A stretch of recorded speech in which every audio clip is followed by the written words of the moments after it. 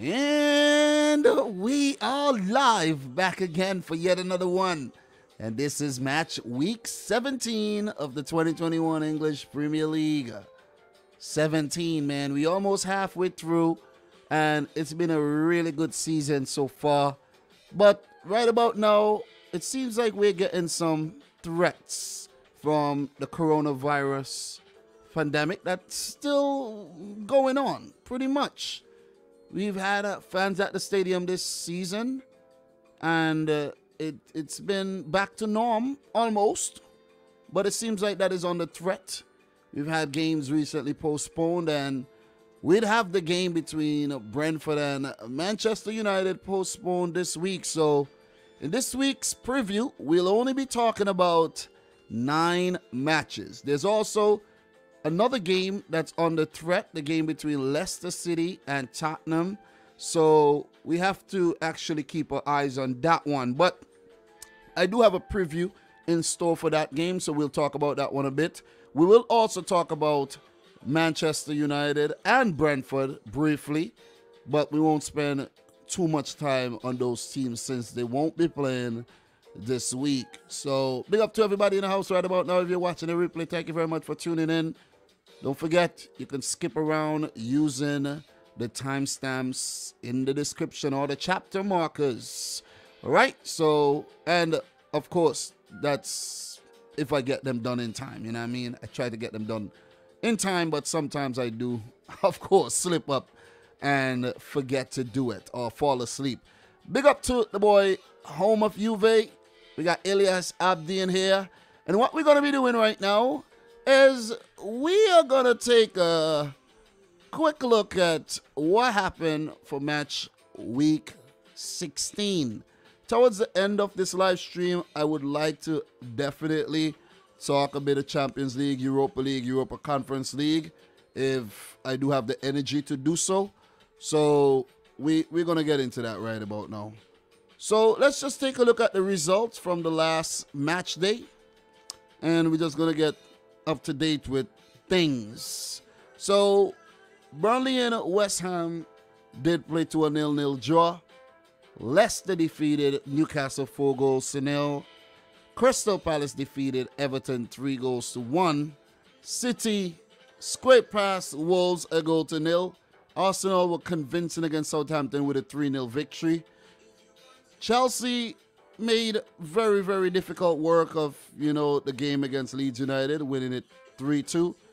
And Liverpool, let's say, they also, it's a game where they narrowly defeated Aston Villa 0-0. And for United, the same with a 1-0 victory over Norwich. And Brentford getting back in the swing of things with a win against the struggling Hornets, Watford. So after that week, this is what reflects on the table. We have City on top of the table for a second week running with 16 matches played, 12-1, 2 losses, 2 draws. So Man City doing the goddamn business. And me being a City fan, I'm actually hoping that we stay on the table for the next, let's say, 22 weeks. That'd be awesome. That would be satisfying. Liverpool is second, and their fans definitely bullish about their chances of winning the title this season. 37 points, 1 point behind the leaders, Man City. Chelsea falling off a bit in terms of their intensity and their performance and their consistency as well. They are 2 points behind the leaders, City. 1 point behind second place, Liverpool. But they do have an 8-point gap between themselves and fourth place West Ham United, where we could see a title race currently brewing. I was actually thinking back, since I started this YouTube channel in 16-17, I didn't really do much Premier League content that year, but in the 17-18 season, there wasn't any title race, right? City got 100 points, Man United got 81 points, and the rest struggled to get top 4. Could remember Liverpool, I think, got about 74 points that season, if I'm not mistaken. So, look, I want a title race. The following season, Man City did win the league by a point. There was a title race. And that was the last time in the last 5 seasons that we had a title race, basically. You see what I mean? So is it 5 or I think it's about 4 seasons? The last 4 seasons, we've only had one title race. The following season, Liverpool ran away with it. And last season, Man City pretty much ran away with it. So this season, it seems like we could actually get a 3-horse title race. And I'm hoping that we do, to keep things exciting all the way to match week 38. But West Ham, Man United, just outside the top 4 spot there. They are 5th, 27 points. Arsenal are 6th with 26. Tottenham, 7th with 25 with 2 games in hand. These teams, as it stands, will be scrapping it out for that 4th Champions League spot, where Chelsea, Liverpool, and City might actually pull away. Or who knows? Who knows? Maybe teams would catch up. You never know. It's a Premier League. Very unpredictable. Leicester 8th, 22 points. They're looking good for the last couple of games. Wolves falling off a bit, 9th with 21 points. Oh! Brentford back in the top 10, 20 points. Half the job done in terms of survival this season. Brighton and Hove Albion 11th, falling out of the top 10 after their form has basically hit rock bottom. They revert to the old Brighton that we know of, the Draw Kings. You see what I mean? Crystal Palace also joined a lot of games lately, and they coming off of a win. They have 19 points. They're 12th. Aston Villa 13th. Steven Gerrard came in and plugged the bleeding a bit. They're not looking too shabby either. Everton struggling under Rafa Benitez currently, a 14th with 18 points. They will be hoping for a better second half of the season after they didn't start too badly. Leeds United struggling in 15th with 16 points. Southampton 16th with 16 points. Watford 17th with 13 points. They do have a 6-point against Burnley coming up this week, who are in the relegation zone on 11 points, but could climb out. Definitely could. Newcastle on 19th, 1 win this season, and the newly taken over team are actually facing relegation, which will be very, very detrimental for the club. Norwich are rock bottom of the Premier League with 10 points, and even though they had a good November, seems like December might actually be very, very, very bad. So just to take a look at the stats right now, see who's scoring the goals, who's picking up the assists. Let's take a look at the full stats here. Salah has gone up again in the goal scoring charts with 14 goals.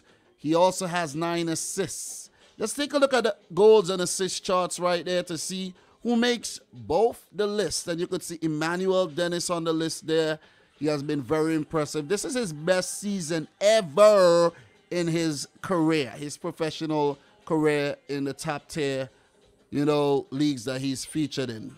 Last season in the Bundesliga, the man didn't score any goals, man. He only had a solitary DFB Pokal goal. So you could also see Bernardo Silva, Sadio Mane, Cristiano Ronaldo, Rafinha, and Diego Jota also makes the list.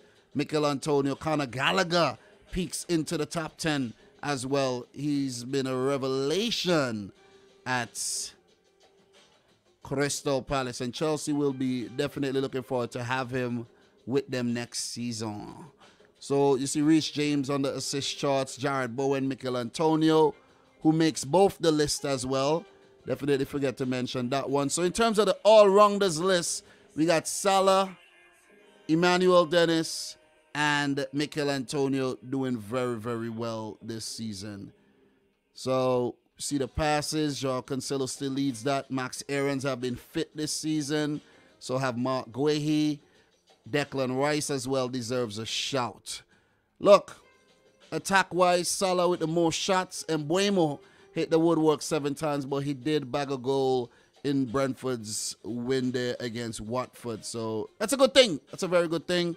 Bruno Fernandes leads the through ball still. Trent Alexander-Arnold, the cross king of the league. Defense, you got Christian Norgard with the most tackles. James Tarkowski, the man to block things out. Got Romain Saiss doing well in the Wolves defense there with the most clearances.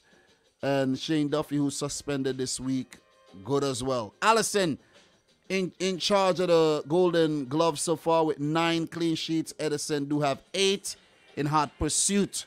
Kasper Schmeichel has the most saves. So, look, those are the relevant stats that we're going to look at right about now. Emmanuel Dennis is very, very ill-disciplined in terms of fouls. And Jamie Vardy can't seem to stay onside. Look, one thing I want to look at before we do move forward, guys, I want to take a look at the awards. I actually forgot to mention the awards last time around. And we're just going to scroll right down here to the awards here where Folarin, I actually thought his name was Florian. God damn, I've been messing that up all the time. So, Folarin Balogun. Oh, man, he's Premier League 2 Player of the Month. We haven't seen him much for the Arsenal senior team, but he's one for the future, definitely. And if you take a look here at the previous winners, let's scroll down. We had Dylan McCandy of Tottenham winning it last month.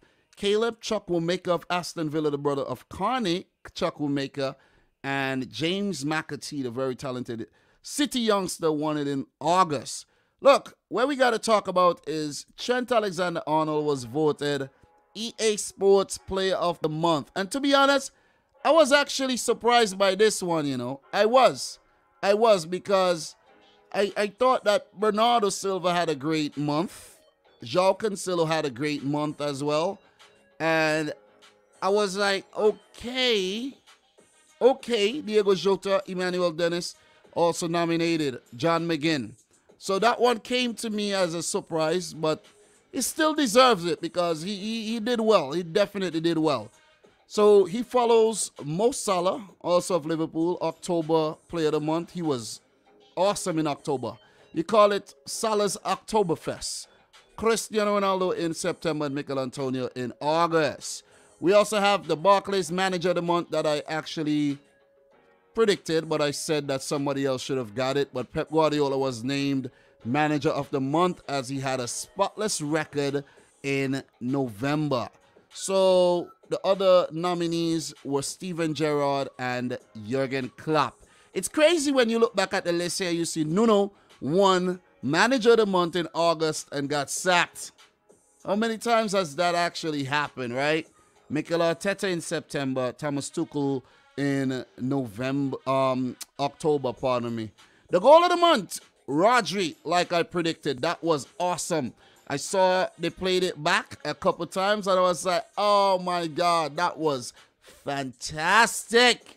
God damn, Rodri, one for the ages. He doesn't score a lot, but when he does, it is spectacular. And the boy does play in baby blue. Hoo-hoo.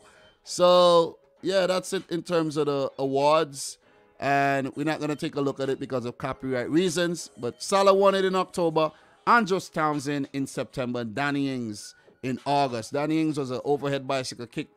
Townsend, that was a screamer. I can't remember that goal, actually.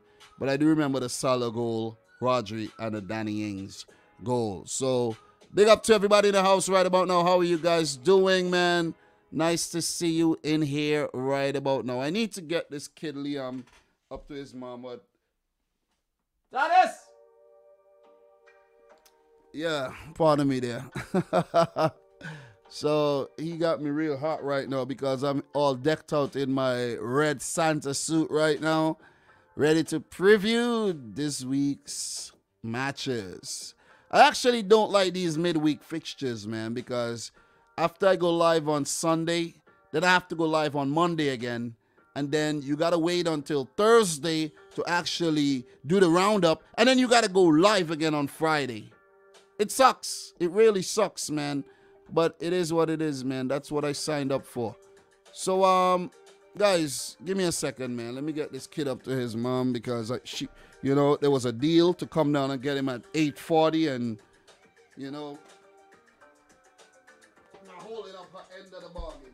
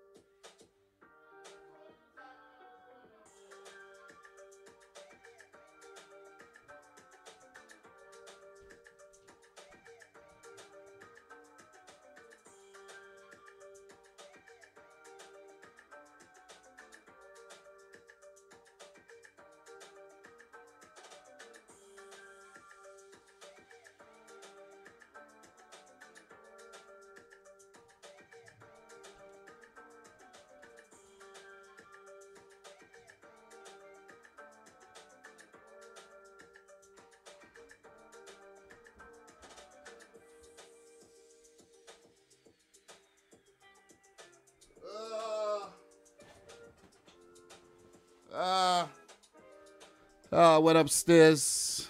This girl is in the bathroom taking a shower. So, yeah. I hate when people don't hold up the end of the bargain, you know, but it is okay. It is what it is, man. It is what it is. See what I mean? Anyways, sorry about that. Let's talk about these games, man. But how's everybody doing, though? How's everybody doing? We got A-Bob in the house. We'll talk Champions League a bit later. I know today's Champions League game, draw, I mean. And that's the hot topic right now. But we can't get distracted. We cannot get distracted. We got to stay focused. We got to talk the Premier League. We got to stick to the script, okay? Not going to get distracted here. Big up to the boy AD744, Jove O'Hara, Elias Abdi. Who else we got in here right about now, man? Talk to me, guys. Talk to me. Like up the video if you haven't yet done so as well. Let me see. Matata United, how are you doing? Boo Rider. Steve, how are you? Everybody in here, how are you? Yeah, Brentford United definitely postponed. So, look. Jesus, man. I hate when I have something planned and then... Jeez. Anyways. So... Brentford, Manchester United. Let's talk a bit about these teams. Postponed game. Let's just quick discussion. Season so far. Position 10th for Brentford. United 5th. 5-1 for Brentford. 8-1 for United. Brentford have drawn 5 while United have 3 draws. 6 losses for Brentford. 5 for United. Very poor. Very, very poor. 4 clean sheets apiece. And biggest win, 5-1 versus Leeds, 2-0 versus Arsenal for Brentford. Worst defeat, 5-0 loss to United versus Liverpool, and 3-1 versus Burnley for Brentford. Top player stats for both teams here. You see assist chart, Sergio Canos, Bruno Fernandes, Paul Pogba, Cristiano Ronaldo leads the goal scoring charts. I didn't even know these things are at the bottom here. Seriously. I never scrolled down this far, though. You know what I mean? But now I know, though. Now I know. Now I definitely know. And look, for Brentford, not a bad way to start their first season in the Premier League era. They're halfway through, basically, with 20 points. 20 more to go. With how many more games? You got 22 matches. So it's doable. And what we've seen from Brentford so far, they have shown that they could actually grind out results even in the absence of very, very key players, right? You see the goalkeeper David Raya out injured, Christopher Aya injured, you have Ivan Toney out, and they still manage to pick up positive results, right? So it just shows the hallmark of a team that has grit, that knows how to grind. They are very pragmatic in their approach at times, and they look like they're destined to survive, right? as for Manchester United, I have not been convinced by Man United all season, right?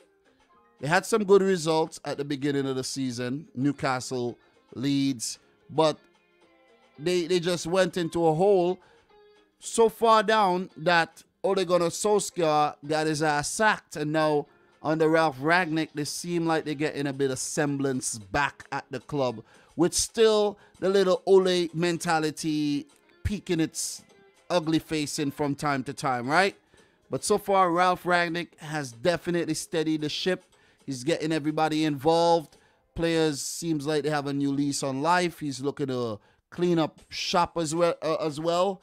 Weed out the bad players out of the squad as well, and just try to fix things at Manchester United. That's his goal.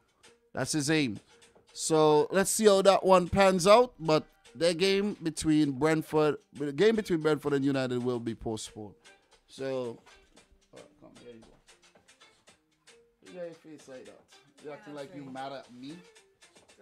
You made a deal. I hold up my end of the deal. Oh my God. Yeah. So yeah, man. Yeah. It is what it is, man. Let's see what Ralph Rangnick does. So just wanted to talk about that game before we actually get into proceedings. So now I'm all by myself. Oh God. What a relief. You know what I'm saying? Santa Dom in the house. Ho, ho, ho, ho, ho, ho, ho. 'Tis the season to be jolly. Fa la la la la la la la la. Come on, guys. Get your spirits up. Let's do this. As I said before, make sure you like the video if you haven't yet done so. We're 4 away from 20 likes. All right. Let's do this, man. Let us do this. So, the next game that we're going to talk about, that I have slated here, is the match between Burnley and Watford. Burnley versus Watford. But guys, we will talk more about Brentford and Manchester United on Friday when we preview the games that's coming up this weekend. But just want to mention that the Man United game on the weekend may also be doubtful because with coronavirus, it takes days, isolation and positive tests to return. Their next game will be against Brighton, and that's coming up on Saturday.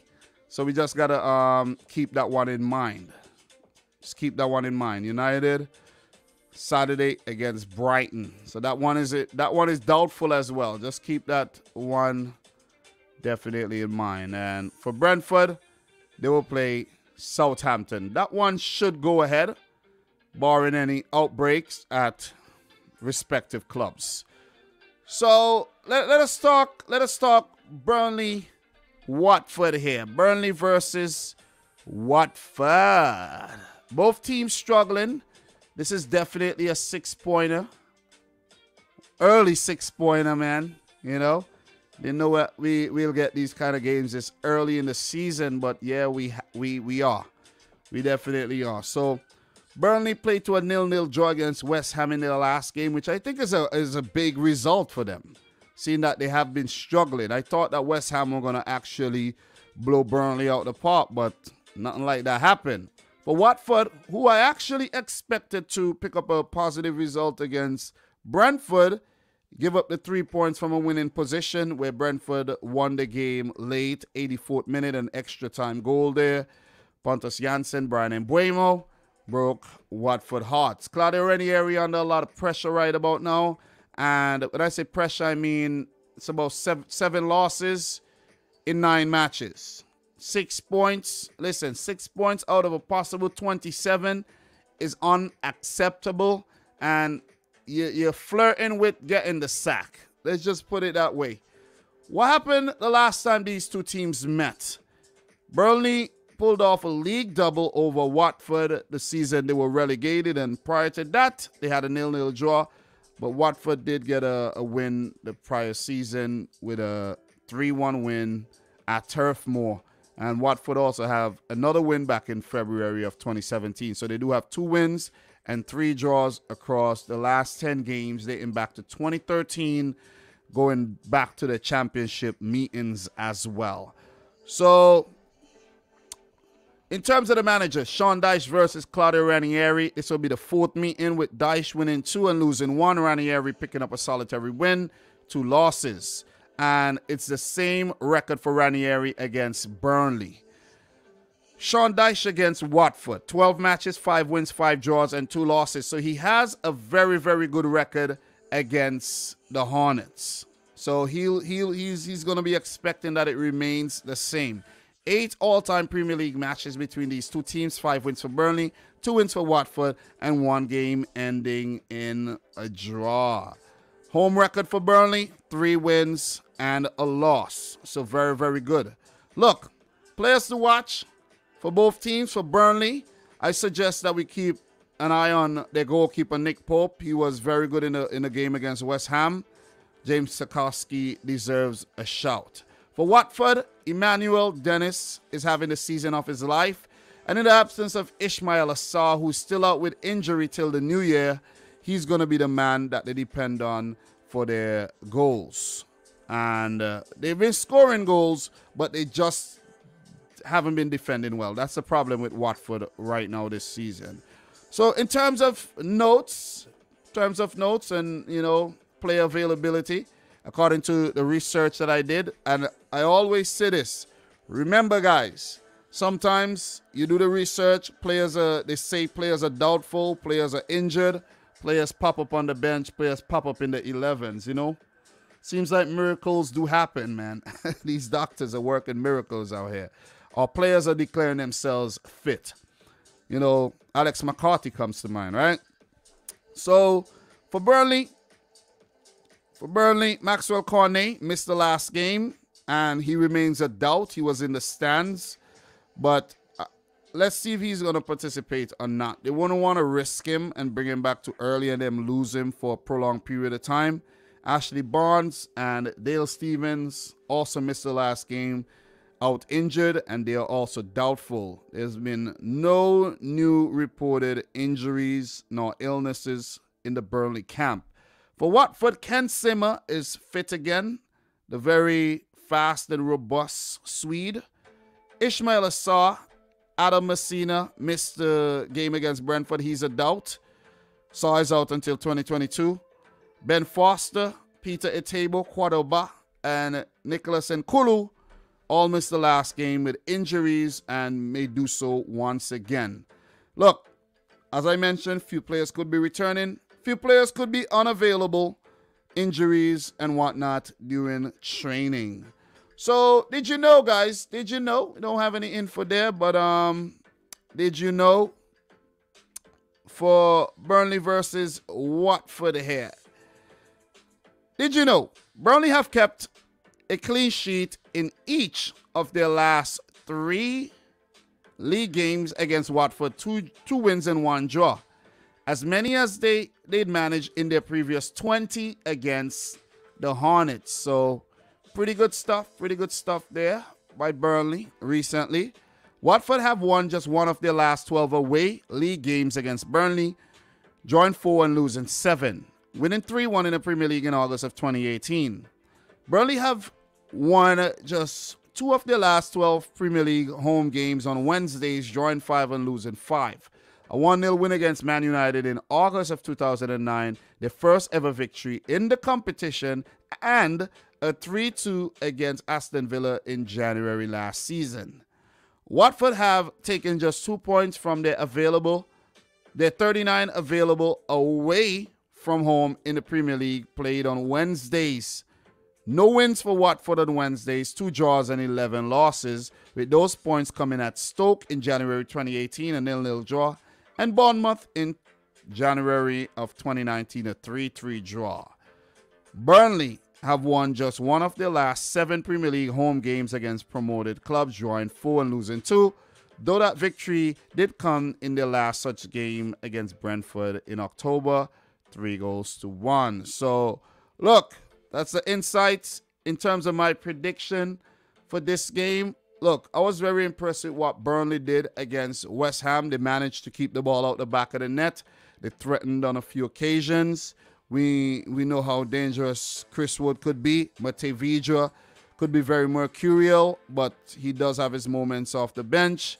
And they do have a threat also in set-piece situations. So they haven't been the most prolific team going forward. We know this. And this is the problem with Burnley. And they had Maxwell Cornet bought in the summer, and he seems like he remedied that problem, but he's been struggling with injury. And look, they could continue to struggle for goals. But when you're coming up against a team like Watford, who does not know how to prevent the ball from staying out the back of the net, we could see goals in this game. They know how to score, but they also haven't kept a clean sheet all season. So I could see quite a bit of goals in this game. I really could. Watford, very attractive. You know, Ranieri, he's a quality manager. Maybe he doesn't have the right players to his disposal. I think Ismail Assar would have been definitely an added bonus. The defense, horrible, man. William Choost-Ekong just keep switching off. He was very good for most of the game, and then he just have like this one moment where he goes brain dead during the game. That's just what it seems like it's been happening. So for Watford, they need to stay switched on, stay concentrating if they are to keep, you know, a clean sheet in this game. But I don't see it happening. I'm going to go for a high-scoring 2-2 draw. 2-2 draw. It might not happen, but we're talking about Watford here. You see what I'm saying? So 2-2 draw is my prediction for this first game. Let me know yours in the chat. For Burnley, the next game will be against Aston Villa this Saturday. And after that, they got Everton, Man United, and Leeds. So they don't have a bad schedule coming up at all, where there's a few games where they could definitely pick up results. They need results. They need to actually win this game. It's a 6-pointer, but I'm not too sure if any of these teams are going to take the opportunity to get 3 points. So for Watford, who's 17, just one above Burnley, Burnley could actually leapfrog Watford and drag him into the relegation zone with a win. And Watford could stretch the gap to 5 points between themselves and Burnley, and stretch the gap to 6 over Newcastle and Norwich if they fail to win. So Watford, after the Burnley match, they will play Crystal Palace this Saturday, and they have Wolves, West Ham, and Tottenham. If they fail to actually get any results during this period, they could kiss survival goodbye, in my opinion, because the games are going to get tougher in the new year. So that's my thoughts. Let me know yours in the chat. Do appreciate everybody in here right about now.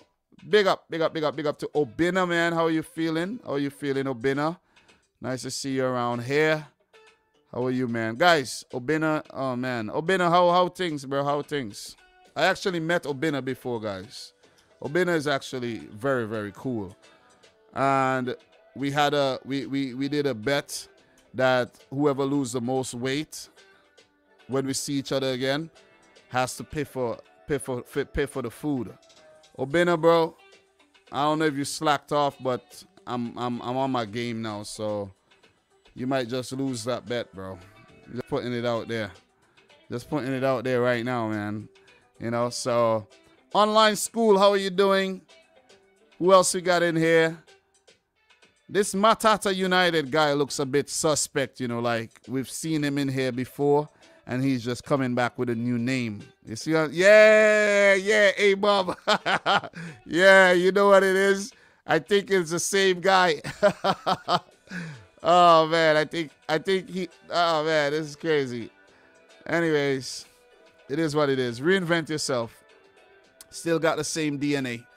So big up to everybody watching the stream right about now. Make sure you like up the video for the thing. If you're watching the replay, thank you. Big up to Polomo in the house as well. How are you doing, Polomo? And we're going to keep it moving, man. This guy just gave away himself, says Tanzania. You see? Oh my God. Anyways, man. Anyways, we're going to keep it moving, man. The next game that we're going to talk about is the game between Crystal Palace and Southampton. Not the most high-profile game, but, you know, you got to talk about it anyway, right? Definitely, definitely. No matches are going to be ignored. Give all the games a lot of attention. So, Arsenal 3, Southampton 0 in their last game. Crystal Palace 3, Everton 1. What happened the last time Southampton and Crystal Palace met? Southampton won 3-1. Palace won at home 1-0. Previously was a win for Southampton, and they had a very good patch across the last 2 seasons against Crystal Palace, where they went unbeaten. They have been doing very, very well against Crystal Palace, where Palace only has 3 wins in their last 10 Premier League matches against Southampton, dating back to 2016. And there's 2 draws sprinkled in there. Look, all the games, there's been goals, so we're going to get goals in this game. Definitely, definitely will. So, look, in terms of the managers, this will be the first time Patrick Vieira is managing against Southampton and against Ralph Hasenhüttl. While Hasenhüttl do have 5 games against Palace, a good record with 2 wins, 2 draws, and a loss. In 24 all-time Premier League results, Palace has 4 wins against Southampton, 6 draws, while Southampton has 14 wins. And look, the record may not favor the favorable team here. You see, according to history, because of form right now in the league and injuries and so on and so forth, right? So, Palace's home record, not a very good one against Southampton. 6 losses, 3 wins, 3 draws. And players to watch, in my opinion, for this game, of course, for Crystal Palace, Conor Gallagher. Conor Gallagher, man. This guy has been on fire. This guy has been on fire lately. And I like to see young players come through and blossom, especially out on loan. And if they could go back to their parent club and actually do well, that would be a success story. For Southampton, the player that I'm going to go for is James Ward-Prowse, who has been very quiet this season. This is a very uncharacteristic season for James Ward-Prowse. Usually, he's more productive. He does have 2 goals this season, no assists. That's a cause for worry. If I actually identify a player to watch, it doesn't always have to be for the positive reasons. Okay, it could be for the negative reasons, and I think we got to have James Ward-Prowse under the microscope because he's not really been performing that well at all. So let's see if the England international could put in one of his signature free kicks in this game to help out a struggling Southampton. When I say Southampton is struggling right now, Southampton are struggling right now. No wins in their last 5. They're 16th in the table. And Crystal Palace, they picked up their first win in a while, but they're doing better. They're doing better. They were three losses on the bounce, but that was an impressive win in their last game against Everton. And it's not like they've been playing badly. You see what I'm saying? They haven't. They really haven't. Well, for Southampton, they've just been missing that cutting edge, man. So for Crystal Palace, Conor Gallagher is 1 yellow card away from suspension. He would want to be very disciplined. And I think Patrick Vieira would have to actually manage his game time properly. Whereas if you're in a position where you're winning, take Gallagher off, preserve him for the next game. You see what I mean? Because it goes up to 10 yellow cards for suspension after match week 19. So James McArthur and Joachim Andersen missed the last game. And those are the only 2 players that I know of that are under the injury doubt here. For Southampton, Mohamed Salisu and Oriol Romeo should be back from suspension. Che Adams has been ruled out. Adam Armstrong and Amanda Broja picked up knocks in the last game, and there are doubts, but I don't think the injuries are serious enough to keep them out entirely. Both goalkeepers, Alex McCarthy and Fraser Foster, missed the last game. They're doubtful as well for this one. Don't know if both of them are doubtful, but we saw Willy Caballero, the 40-year-old former Man City and Chelsea, former Argentinian goalkeeper, against Arsenal, where he looked a bit rusty at times, and at other times it seems like he actually, caught on to what's going on. So, look, in terms of insights here, not sure if anything's ready for us here. Yeah, usually when there's a quick turnaround, the Premier League squad doesn't really have enough time to fill out anything over here, which I think is weird because this is the official website. You should have everything locked and have everything ready for us. You see what I mean? For reading and for our, just so we could know what's going on. And I think that somebody need to address that. So I'm gonna put it out there. Gotta address that.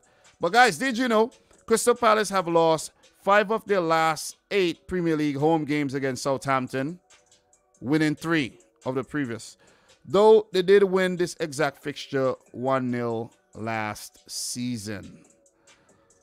Of teams they face at least 10 times in the Premier League, against no side have Southampton won a higher share of their games in the competition than they have against Crystal Palace. They've won 58% of their games against Palace, 14 out of 24. Crystal Palace have won just 1 of their last 16 Premier League games on a Wednesday, drawing 7 and losing 8.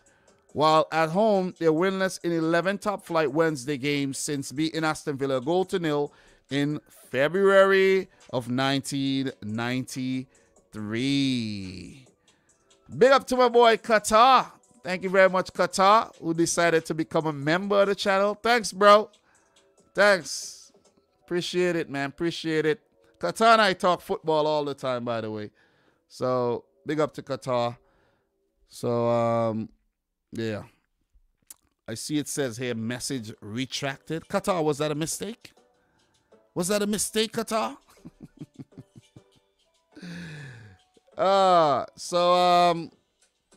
Yeah, man, but big up, Qatar. How are you doing? How are you? Thanks for coming through. So, look. Where was I? Southampton haven't won any of their last 24 Premier League away games played on Wednesdays, drawing 8, losing 16, with their last such victory coming at Chelsea in April of 1995, a 2-0. So, Crystal Palace have only lost 1 of their 8 home league Premier League games this season. This is impressive. Winning 3, drawing 4. Only Liverpool, none, have lost fewer matches on home soil in the competition this term. The Eagles are looking to win back-to-back league game matches at Selhurst Park for the first time since March of 2020.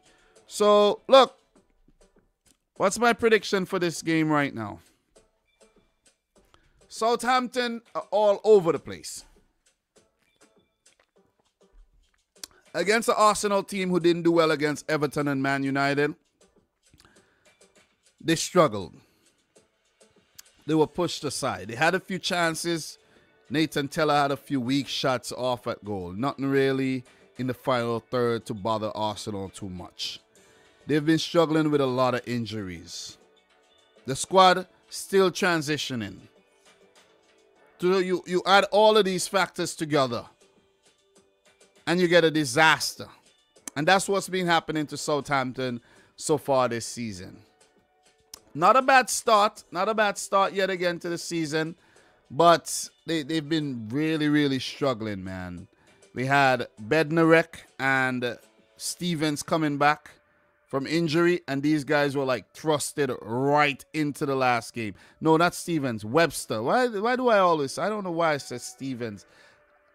I get mixed up with these guys. Adam Webster and Jack Stevens. I don't know why I get mixed up with those guys, but I need to really get to the bottom of this right now. Yeah, Jack Stevens. Yeah, I don't know why I'm thinking Adam Webster. I think Webster's Brighton Jack Stevens is Southampton. But Bednarek, Jack Stevens, straight back into the team. And these guys could not have been 100% fit. You see what I mean? Che Adams out. He's been one of their best attackers. James Ward-Prowse is a bit cold these days. Armstrong and Brozier suffering from niggles. And I Teller, he's shown glimpses last season.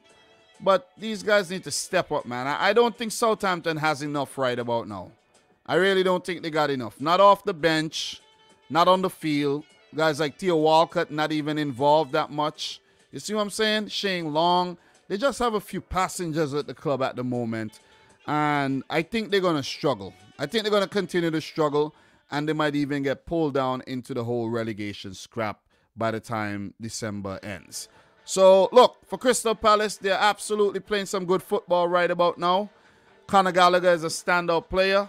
Zaha supplementing along with Benteke, Hudson Edward. Jordan Ayew has picked up a few assists lately. And they haven't looked too bad in defense with Guaita being a very solid goalkeeper there. Look, Patrick Vieira has impressed so far in his first season in charge of Crystal Palace.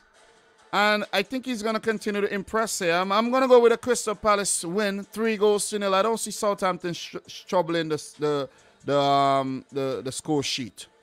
You know, Armando Brozier is definitely a threat.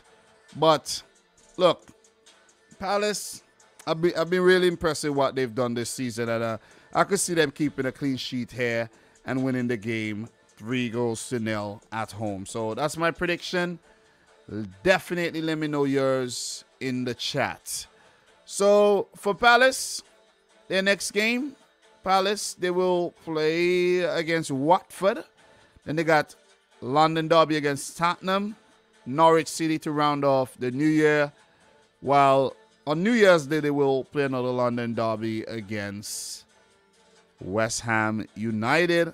And then another one against Millwall.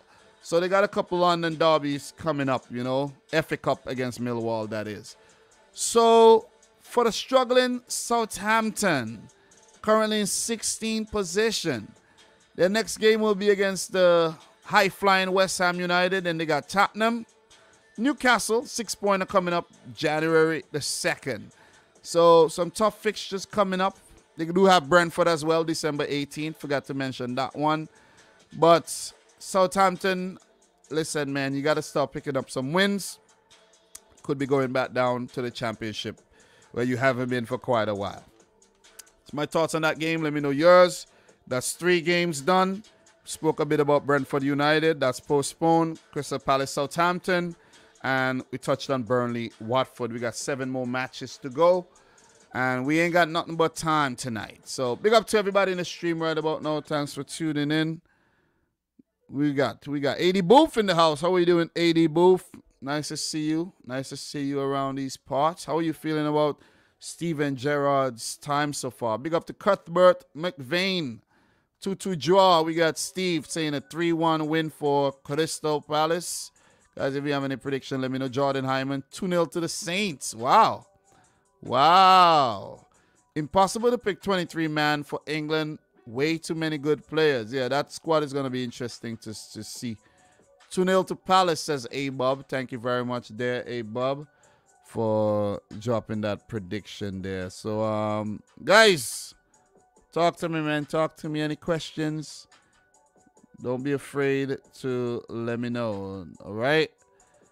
So, guys, talk to me, man. Talk to me. Gervais 2-1 to Palace. Thank you very much. Online school, how are you feeling? Guys, we will talk about the Champions League draw at the end of the Premier League roundup, okay? So don't be too hasty. Don't be too hasty. But I do like the conversation that you guys are having in the chat. For real. For real. For real. All right, so we're going to keep it moving, man. And the next game that we're going to talk about is the match between Brighton and Wolves. Woo! Brighton and Wolves. That one will be an interesting one. Brighton, you know, they had a game postponed. So they've had a lot of time to rest, recover, and come ready for this game against Wolverhampton Wanderers, who had some very tough games against Liverpool and Manchester City, and will look to bounce back against the Seagulls. So, Brighton Spurs postponed, but the last game they played against Southampton ended in a 1-1 draw. For Wolves, a 1-0 loss against Manchester City. So what happened the last time these two teams met last season? Wolves won the game 2-1 at Molineux, while the match at the Amex ended in a 3-3 draw. And there's been 4 draws consecutively between these two teams before that win for Wolves last season. And prior to that, there was 3 wins for Brighton. You go back to the championship for, a win for Wolves as well, where Wolves only got 2 wins in their last 10 against Brighton and Hove Albion, but they do have 5 draws in between. So very, very, encouraging stats there in terms of Brighton. But Wolves will look to actually defy what history are telling us right about now. This will be the first meeting ever between Graham Potter and Bruno Lage, with Graham Potter playing 4 previous games against Wolves. No wins, 3 draws, and an L. This will be the first time Bruno Lage will be coming up against Brighton and Hove Albion. So you just get the stats there. 6 all-time Premier League matches, 4 draws, 1 win apiece. Wow, there's been 7 goals apiece for both these teams as well. And just to keep it real, I didn't look at these stats before I made my predictions. I try not to let these stats sway my predictions, because you're sort of going in a direction where you're using history, and I don't want to use history. See what I'm saying? I want to just look at the form and just how I feel about each and every team. And that's how I end up making my predictions here. So, look, in terms of players to watch for Brighton and Hove Albion, I went with Tariq Lamptey. He has been a brilliant player. Couple good crosses into the box there as well for Neil Maupay. Could recall the overhead kick, and he's just been a menace. Mark Cucurella as well over on the left wing has been very, very good. So keep an eye on Tariq Lamptey, who has a very, very bright future. For Wolverhampton Wanderers, this is a player that many people don't really talk about, and it's a player that I identify, and he has been doing very, very well. I think, he deserves some credit, and that player is no other than Max Kilman. Maximilian Killian. Oh, man, I'm telling you. So, Max Kilman used to be a futsal player, and I think he came from, used to play lower league football as well. And his rise to the Premier League is very unprecedented. The fact that he's playing at such high levels. Look at what he did against Liverpool and City. He almost scored against City. And he's been keeping Willy Bali, who's been a staple of the Wolves team, out of the side for the entire season. So Max Kilman, bright future, could even play for Ukraine. Both his parents, I think, are from Ukraine, if I'm not mistaken. And he's definitely a player to watch.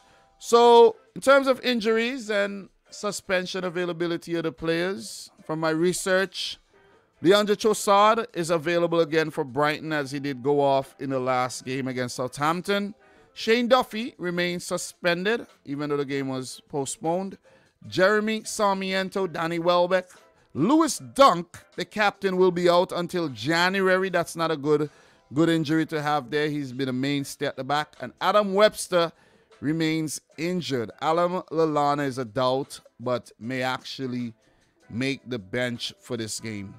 For Wolves, Pedro Neto remains out, along with the long-term injuries of Johnny Atto, Bruno Jardel, Oscar Burrow, Yerson Mosquera, all still out injured, while Raul Jimenez picked up a red card in the game against City, and he would miss this match.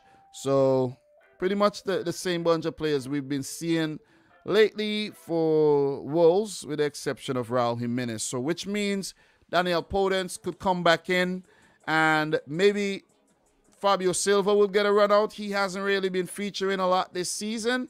You go down there, you see Fabio Silva I think they're really lacking in the goal scoring department, where Trincao hasn't really stepped up. Adama Traore, we know. Fabio Silva, and it's only been Hwang Hee-chan who's been scoring the goals along with Raul Jimenez with a handful. So that's a problem with Wolverhampton Wanderers this season, not scoring enough goals, if you ask me. And they've been doing well in defense, but you gotta score, man. In order to win a game, you have to score. And I'm not talking about a cup match, I'm talking about a league match. You have to score. Unless the other team score an own goal for you, you got to score. You see what I mean? And most teams are not into the habit of scoring own goals. So, you know what it is. So, Brighton, did you know? After winning their first Premier League meeting with Wolves in October of 2018, Brighton are winless in the last 5 against them in the competition, drawing 4 and losing 1. Wolves won 2-1 against Brighton in their last league meeting in May, but they've never won consecutive league games against the Seagulls before. Brighton have won 2 of their last 4 midweek Premier League games, Tuesday, Wednesday, Thursday. This after having just won 2 of their first 26 such matches in the competition beforehand, 10 draws and 14 losses. Wolves have won just 1 of their 9 Premier League away games on a Wednesday, drawing 3 and losing 5, beating Liverpool 1-0 at Anfield in December of 2010. Despite being on the longest current winless run in the Premier League, 10 games, 8 draws, and 2 L's, only the current top 3 clubs have lost fewer Premier League games than Brighton this season. Man City with 2, Liverpool with 1, and Chelsea with 2. So, look, what does that tell us about Brighton? In terms of my prediction, right? What does that tell us about Brighton? What does that tell us about Wolves? These teams have been rather resolute in defense, right? Rather resolute in defense, but in terms of attack, definitely inept as well. Both of them. Both of them. Resolute in defense, inept in attack. But they're still in a very good position in the league, where Brighton are 11th and Wolves 9th. And on numerous occasions, I said, right? I say this all the time. You draw a lot of games, it's like almost losing a lot of games because you only get 1 point, right? Because if you check the stats, right, Brighton do have 8 draws this season, while Wolves have 7 losses, but find themselves a point ahead of Brighton. You see what I'm saying? And Brighton only got 3 losses this season, which shows how good they have been playing, but they just don't manage games well. They either give up points from a winning position or they find themselves coming from behind last minute like they have in the last 2 games. Don't know why they do that, but it's just been their method. No one's in their last 5, but 4 draws and a loss. 10 games, as the stat mentioned, without a win, but there's only been 2 losses in there. So crazy stuff there for Graham Potter and Brighton. Look, in terms of my prediction, guys, I don't see these teams, any one of these teams picking up 3 points. I'll be surprised. I'm gonna go for a draw. 1-1 draw here. 1-1 draw. Brighton, in front of goal, they're not that great. Unless Trossard has a moment of magic. But Neil Maupay misses a lot. Definitely. They don't have a lot of other players stepping up and contributing in terms of goals. So that's a problem. And the same goes for Wolverhampton Wanderers. I could see them cancel each other out. I really could. Midfield battle. Scrappy game. Open game. But a goal apiece. Both teams have been impressive this season in terms of where they're at in the league and how they've performed against the bigger teams as well. But they need to win more games. 1-1. 1-1 my prediction. Let me know yours in the chat. Do appreciate it. So for Wolves, their next game will be against Chelsea. Then they got Watford, Arsenal, and Man United. Tough games coming up there for Wolverhampton Wanderers. For Brighton and Hove Albion, the Seagulls. After the Wolves match, they do have United, Brentford, Chelsea, and Everton. So it's all a challenge, man. It is all a challenge. It is definitely a challenge, man. And I could say this for the Premier League is just a very, very challenging league. It is. It is a very challenging league. You see what I mean? And I couldn't even picture myself talking about any other league like I do when it comes to the Premier League. Imagine talking about La Liga, you know what I'm saying? You have some teams that, you know what I mean, like nobody really know anything about these guys, you know what I'm saying? So I don't want to dunk on those leagues, but it is what it is, man. If we got some time at the end of this video, we'll take a look at them leagues as well and see what's going on. Briefly, I just want to take a look at the table and skim through the results. Don't really want to get too in-depth. Definitely don't want to. So, what are you guys saying? Talk to me, man. Talk to me. Talk to me. We've been here for an hour now. We got 50 people in the stream right about now. Make sure you guys like the video. We only got 28 likes. We need 22 more likes to get to 50. Guys, could we make it happen? Could we actually make it happen? Big up to Robert in the house. How you doing? Phil Jones in the house. How you doing? As well, we got 0-0, 2-2, 2-0 to come on, Jordan. This is late, bro. Or maybe this is from the last one. Maybe this, yeah. Oh, no, this is late, bro. This is late. Why? I said your prediction already. Cuthbert, thanks for dropping a prediction, bro. What we got here? Thanks for still being here, Jordan. Appreciate that. Appreciate that. 0-0. Thank you. Alison Saeem, how are you doing? 2-1. 2-1. What else you got here? Emmanuel Opoku. How are you doing, Emmanuel? Who says, I like your red clothes. Hope you are doing well. Yeah, sometimes I just do this to throw you Liverpool fans off, you know. I'm a kind of guy that mess with your mind. Just think about some of the things I do and I say. I just like to mess with your head, you know what I'm saying? It's all psychological out here, man. Remember that. Ben Noble, how are you doing? 1-1. 1-1. Let me see.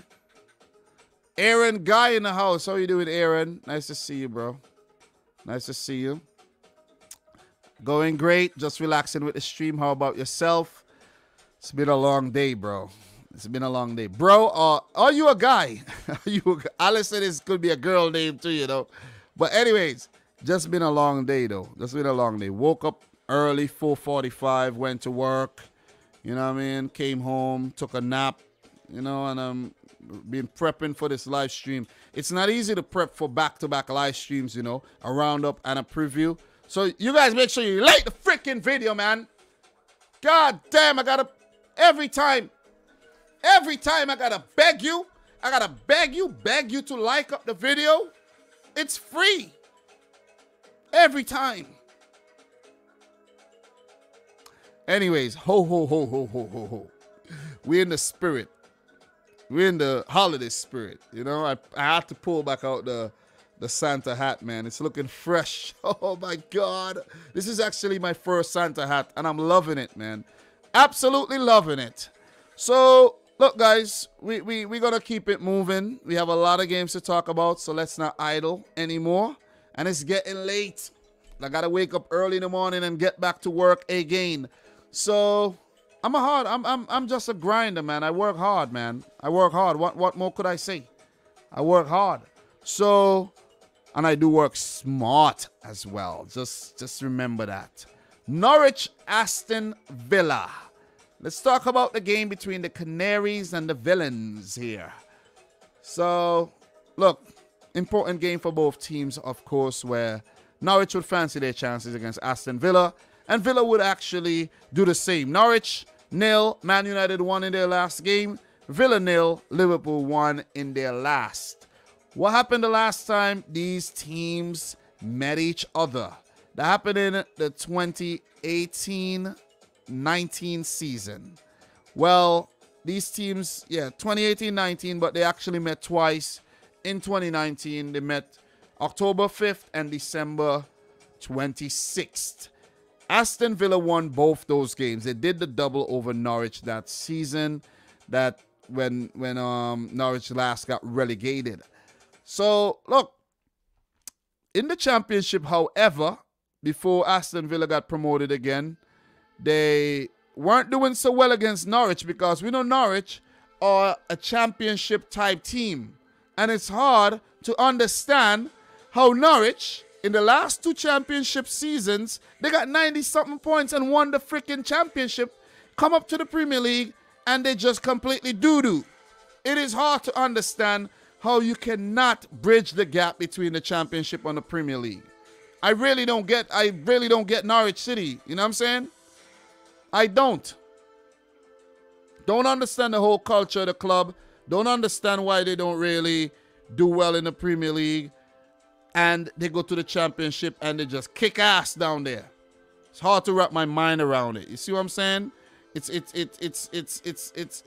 very difficult. All right?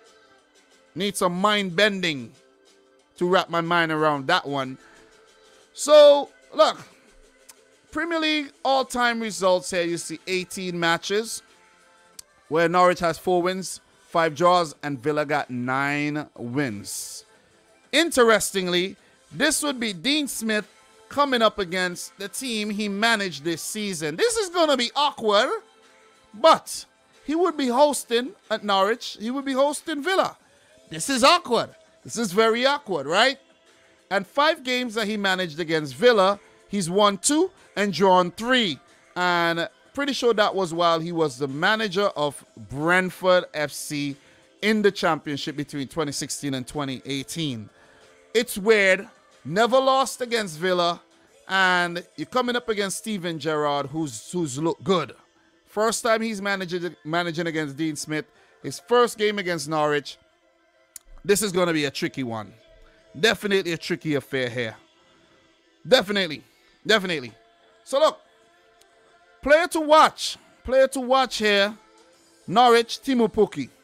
I like Teemu Pukki in front of goal. You give him opportunities, and Teemu Pukki more than likely, once he's settled, will put that ball in the back of the net. He's very clinical. But he has not been getting these opportunities. And that's a worry that Norwich does not have that creative play in the middle of the field. Matthias Norman provided that, but he's been out injured. Milo Rashica, who has a little, spark, he's been injured. Todd Cantwell has been, dealing with some issues in and out of the team. And Norwich has just been very unfortunate this season. They had a good November, but December has started out horribly. So let's keep an eye on Teemu Pukki. For Aston Villa, for the wrong reasons, we have to watch Tyrone Mings. I think he was doing a pretty good job on the first couple game under Gerrard, but at the back end of Dean Smith's tenure, Tyrone Mings even got dropped as the captain. And against Liverpool there, he wasn't doing too bad until he took out Mo Salah in what was probably one of their few blunders that they had in that game. Where I didn't think they played too badly and they could have earned a point from that game. But it was just the boneheaded decisions made by Tyrone Mings. So we got to keep an eye on Tyrone Mings, man. Seriously. Definitely. So in terms of notes here, Norwich, Grant Hanley would be out for the foreseeable future with a shoulder injury he sustained in the game against Manchester United. Ben Gibson is fit again. That's good news for them. Andre Omobamidele would be out. That's a young Irish defender. Christoph Zimmerman remains out. Milo Rashica out. Matthias Norman out. And Christos Zolis, the Greek forward, would be out with a bout of the coronavirus. For Aston Villa, Marvelous Nakamba is out with a knee injury. Liam Bailey remains out. Leon, not Liam, that's my son's name. Leon Bailey remains out. Bertrand Traore have been missing as well.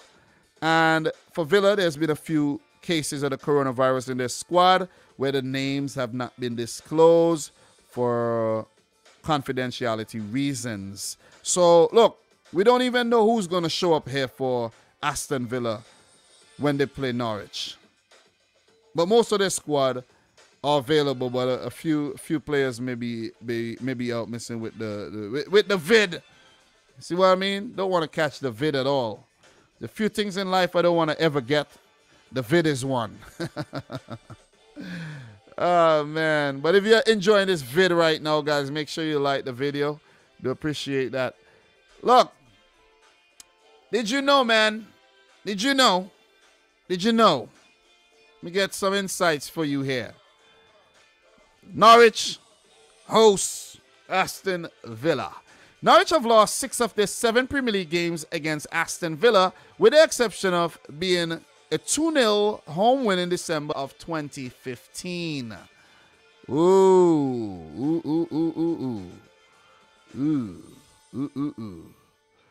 And that's their last 7 games, guys. That's not total, right? We know that. Aston Villa won 5-1 in their last away league match against Norwich in October 2019, having lost each of their previous 4 at Carrow Road before this, though 3 of those were in the Championship. Norwich have never won a Premier League game on a Tuesday before, drawing 4 and losing 11, with only West Bromwich Albion playing more games on a specific weekday without victory in the competition, 32 on Tuesdays. Not a good hunting ground, right? Tuesdays. Aston Villa have won their last 2 Premier League games on a Tuesday, though this is the first such match since July 2020, where they picked up a 1-0 win over Arsenal. The last one more consecutively on this weekday in the division between 2008 and December 2009 with 4. As well as being the Premier League's lowest goal scorers this season with 8 goals, Norwich has failed to score in a league-high 10 games so far and have had the fewest shots on target, 49 in the division. So that's not good, man. We have played 16 games so far, and you go 10 games without scoring, that's a problem. That is a problem. And it brings us to my prediction. Norwich has a problem in front of goal. We know this. Josh Sargent ain't good enough. Timo Pukki ain't getting the service. The other players ain't good enough. Miller Rashica is out injured. Zoli's out injured. So basically the players that they brought in haven't really contributed enough to the team, right? Yanulis has looked good off the bench, and a few times when he starts, he's a left back. You know, there's not many positive. Brandon Williams have had, you know, little bright spots. Billy Gilmore as well. Todd Cantwell in the few opportunities he's had. But I don't really see many positives here. Tim Krul has kept them in games as well. Ozan Kabak didn't look bad in the game against Man United. Norwich needs to conjure whatever spirit they had surrounding them in November. That's what they need. They need to actually get some inspiration from their November form, where they didn't lose a single game in November. 2 wins and 2 draws, if I'm not mistaken. But they've started out December with 2 L's. And the way Villa have been playing under Steven Gerrard, where he's only lost to City and Liverpool and won his other 3 matches, I don't see them losing to Norwich. Not Norwich. You see what I'm saying? Not Norwich. With Ollie Watkins playing the way he's been playing, Danny Ings back in the fray. I can't see. Listen, cash target, swashbuckling fullbacks to add impetus to the attack there. John McGinn has been very, very solid. Emi Buendia, this could be the game against his old club where he could do something special. You see, so I don't see anything but a Villa win here. This one is a bit easier to analyze. I'm gonna go for a 2-1 win for Villa. I think they'll concede a goal simply because you got Tyrone Mings, Ezri Konsa at the back, who does have a mistake in them, and Villa a very attacking team. They play a more open brand. And I could see Norwich bagging 1 goal, maybe a penalty. You know what I'm saying? If Tyrone Mings around, You want to write off a penalty. So 2-1 to Villa. 2-1 to Villa, though. I think they'll win this game and continuing to doom Norwich at the bottom of the Premier League table. That's my thoughts on this game. Let me know yours. And in terms of who the teams play next, Norwich's next game will be against West Ham. Then they do have Arsenal, Crystal Palace, Leicester coming up. Tough matches. Tough games. The Aston Villa game is a game, you know, that's there for the taking. But I don't think that's going to happen at all. Really don't think that's going to happen. So for Villa, after they play Norwich, they have Burnley. Not bad teams to play right about now. They do have Chelsea and Leeds coming up for the rest of the year. So that's my thoughts. Let me know yours in the chat. If I miss any major talking points as well, guys, please let me know. Don't be afraid. Don't be afraid. We're halfway through. We talked about 5 teams so far. And we got five fixtures. Even the postponed one. And we got 5 more to go. We're getting into the second half of things right about now. Talk to me, guys. Talk to me. Big up to 80 Booth, man. I'm sticking up for a player that no longer plays for Jack Grealish. Should always be a better player than Mount and Maddison. It's just facts. Listen, Grealish, I think he needs time, man. It's just about time. People have been saying, damn, call it how it is. Stop being twofold with Grealish. I'm frustrated with him, but I'm going to say he's going to be fine eventually. He will. Definitely will. So, any thoughts on this game, guys? Let me know. 2-0 to Villa, says Palomo. Online School, 2-0. Cuthbert, 3-0. A-Bob, 3-0. AD Boot, you got any prediction for this game? Let me know your prediction for this game. How you feeling here? Emmanuel, Gerard is doing quite well. I can see a 3-0 win for Villa. Thank you there for that, Emmanuel. Appreciate that. What else we got here, man? What else we got? Let me see. Any more predictions, guys? Phil Jones, 3-1 to Villa. What else we got? Online School, 2-0. 3 points for Christmas, Dom. Oh, man. What else we got here? Talk to me.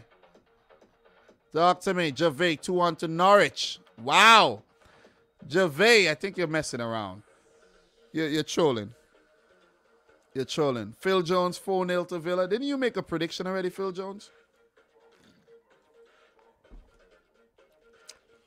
All right, so with that being said, guys, we're going to keep it moving. And I won't be waiting forever to talk about my boys. And the next game that we're going to talk about is the game between Manchester City and Leeds United. Let's talk about this game. Man City versus Leeds. Man City versus Leeds, okay? Scroll down here. You could see some stats and things. I haven't been scrolling down, but I should scroll down. You know, João Cancelo, Stuart Dallas, who tormented us last season. Got Rafinha. Got Gabriel Jesus. Top the assist charts for us there. You know what I mean? You got the form. You got everything you need right here, you know. You got everything you need, man. The form guide. So, guys, do check out the Premier League website, and, you know, you could stay in touch. You see, City's been an informed team. Leeds been very inconsistent. You know what I'm saying? And the last couple meetings between the two teams there as well. But I need to scroll down and show you guys more of these things while I talk about the teams, because what I be reading from is not actually that screen. It's another screen.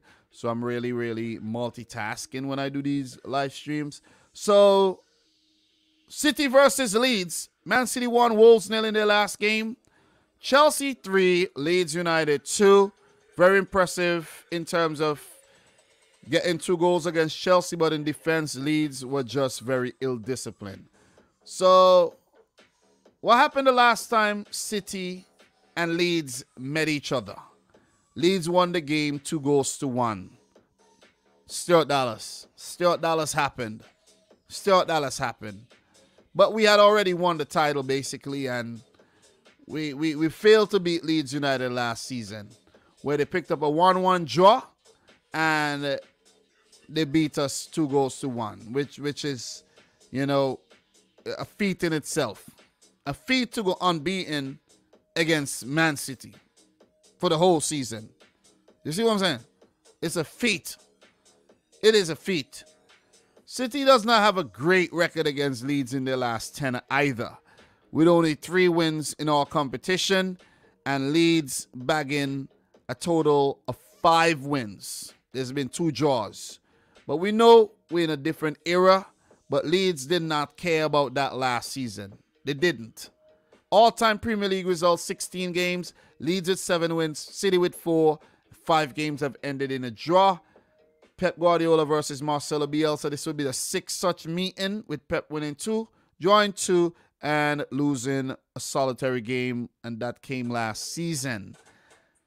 Against Leeds, Pep has not won a game, and that is a rare thing. If you go through the archive, Leeds will be one of the teams that, you know, have played against Pep Guardiola, a Pep Guardiola team, and did not lose. So that's encouraging. That's very, very encouraging for Leeds United here. So players to watch for City, I'm going to have to go for Raheem the Dream Sterling.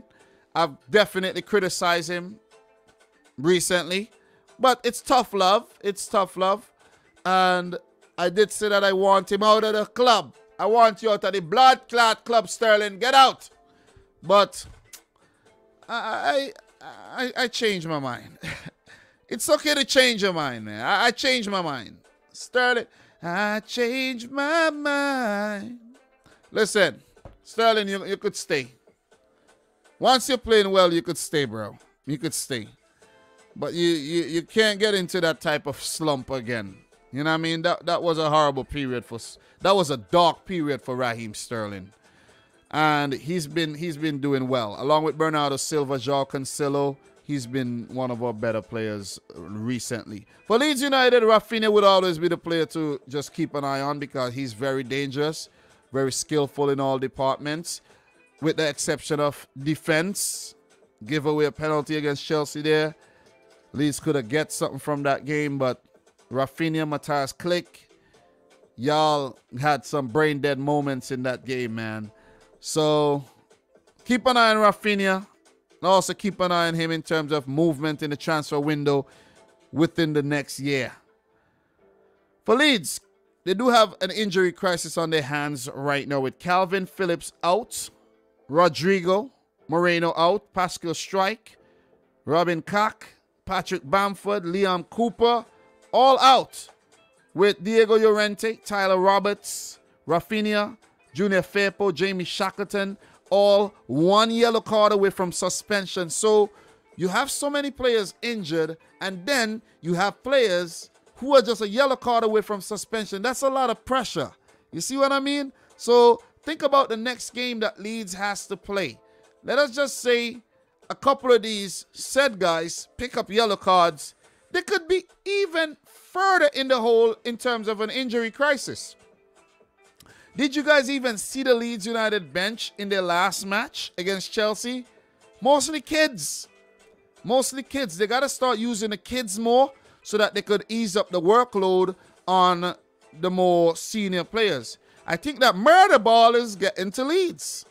That murder ball is catching up, where they just go through rigorous training sessions, non-stop running, non-stop playing, and it's catching up. Leeds can't catch their breath. They really can't catch their breath here.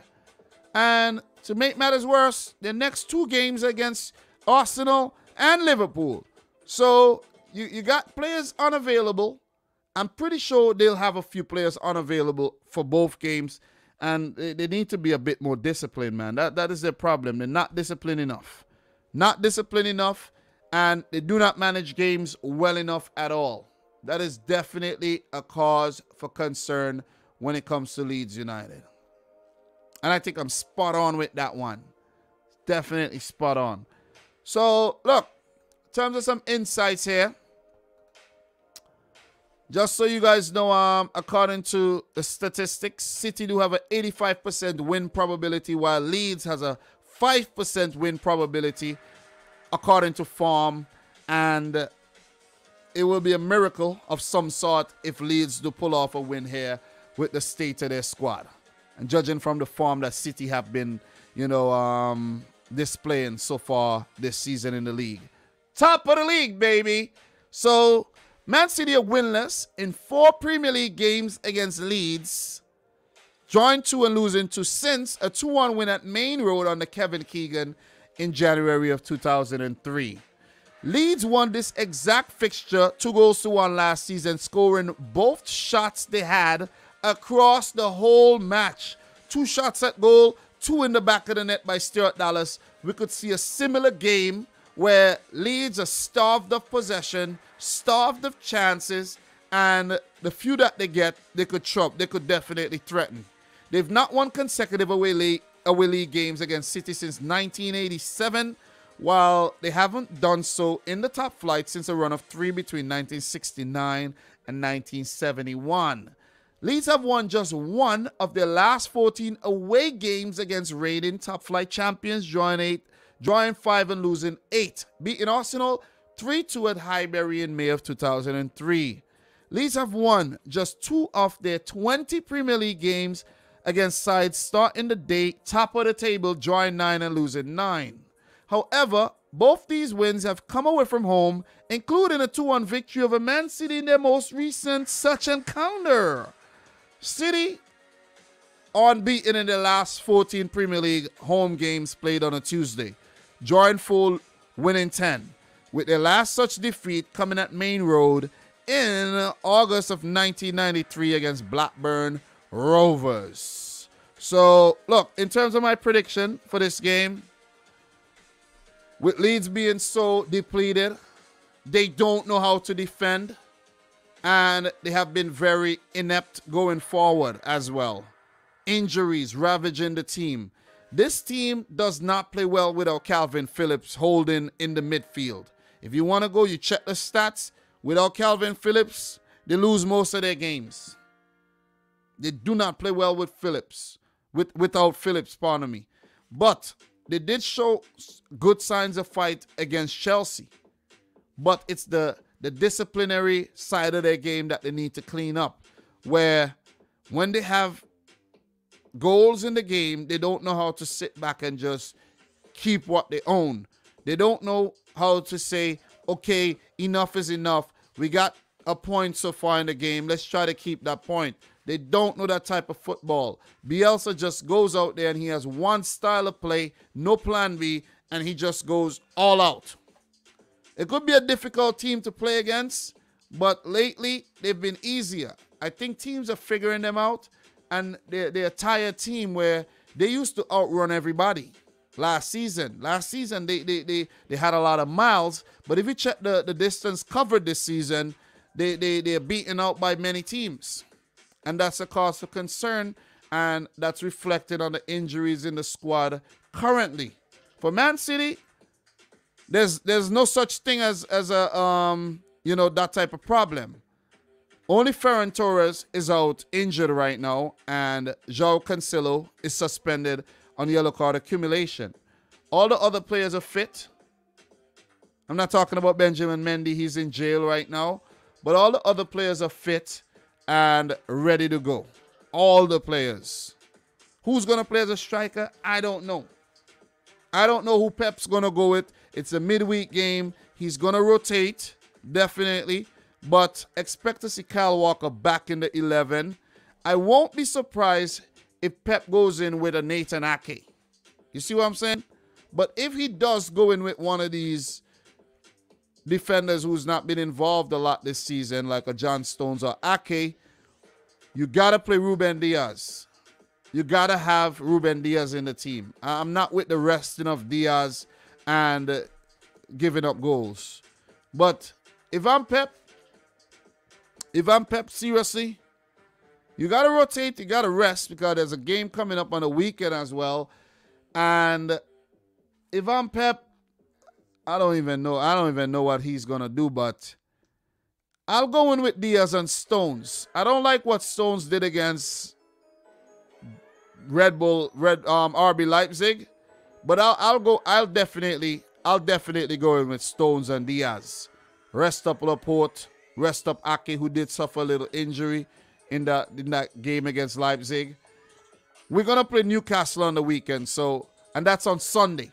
So we have between Tuesday and Sunday to rest. So I wouldn't mind if you're going with Laporte and Diaz, the strongest centre-back partnership right now this season. Remember last season it was Stones and Diaz. This season it's Laporte and Diaz.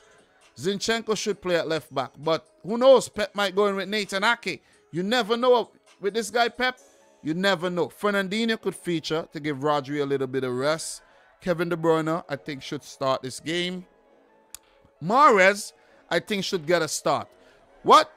I think Grealish should drop to the bench. Foden should start the game. I think it should be a top three of Sterling through the center, or Sterling on the left, Foden in the center, Mahrez with Kevin De Bruyne, Fernandinho, Bernardo Silva, and the defense of Kyle Walker, Ruben Diaz, Laporte, Zinchenko, Edison in goal. That's my team. That is my team. But listen, Pep's going to do what he's going to do. Jesus could feature. Grealish could feature. You know what I mean? The squad is deep. Anybody could play. Anybody could play. But whatever 11 being put out there, City would play with the same intensity, create the same amount of chances, and dominate matches. That's just the DNA of the team right now under Pep Guardiola. I'm just hoping for a win against a struggling Leeds United team who right now are 15th with only 3 wins this season. They've only scored 17 goals, and they haven't looked good in their last 5 at all. But Man City, along with Liverpool, most informed team in the league, I don't see nothing else but a win here. Just because of the possession, the chances. I just hope what happened against Wolves don't repeat itself in this game. That's just what I'm hoping for. I think they'll get a goal. I think they will on a counter. Tyler Roberts have been playing well. Rafinha is always a threat. If Bamford is fit enough to even make the bench, who knows what he can do. Dan James on a counter, maybe. Jack Harrison against, his old team. Of course, Stuart Dallas is a problem. So, I'm going to go for City to win the game 3-1 nevertheless. 3-1. 3-1. I'll be surprised. I'll actually be shell-shocked if we lose this game. Okay? So, if we do lose tomorrow, look for me to be shell-shocked. Okay? Look for me coming with a shell-shocked reaction because my wife, she'll be home and I'll be available to go live if we do lose the game. But I'm going for a 3-1 win. 3-1. Talk to me, guys. Talk to me. Talk to me. City's next game will be against Newcastle. And they got Leicester. Then they got Brentford. And I'm going to do something again like I've done for the last few live streams. Look at this schedule. Just look at the schedule. Look at the results recently. We go all the way back up from the Crystal Palace game, right? You go 2-0 against United, 3-0 against Everton, beat West Ham 2-1, beat Villa 2-1, beat Watford 3-1, beat Wolves 1-0. You brush aside Leeds, you brush aside Newcastle, take care Leicester, take care Brentford, and it'll be a remarkable run of 1, 2, 3, 4, 5, 6, 7, 8, 9 wins in a row. And I'm telling you, with City, you don't want to make this happen. You really don't want to make this happen. With the January coming up, African Cup of Nations, Liverpool depleted, Chelsea depleted with Edouard Mendy, their number one keeper, going to the African Cup of Nations. A few other teams like Watford's going to be depleted as well. Few other teams as well. Look, City could run away with the league. I know you don't like to hear what I'm saying right now, but it's a possibility. It's a possibility. Okay?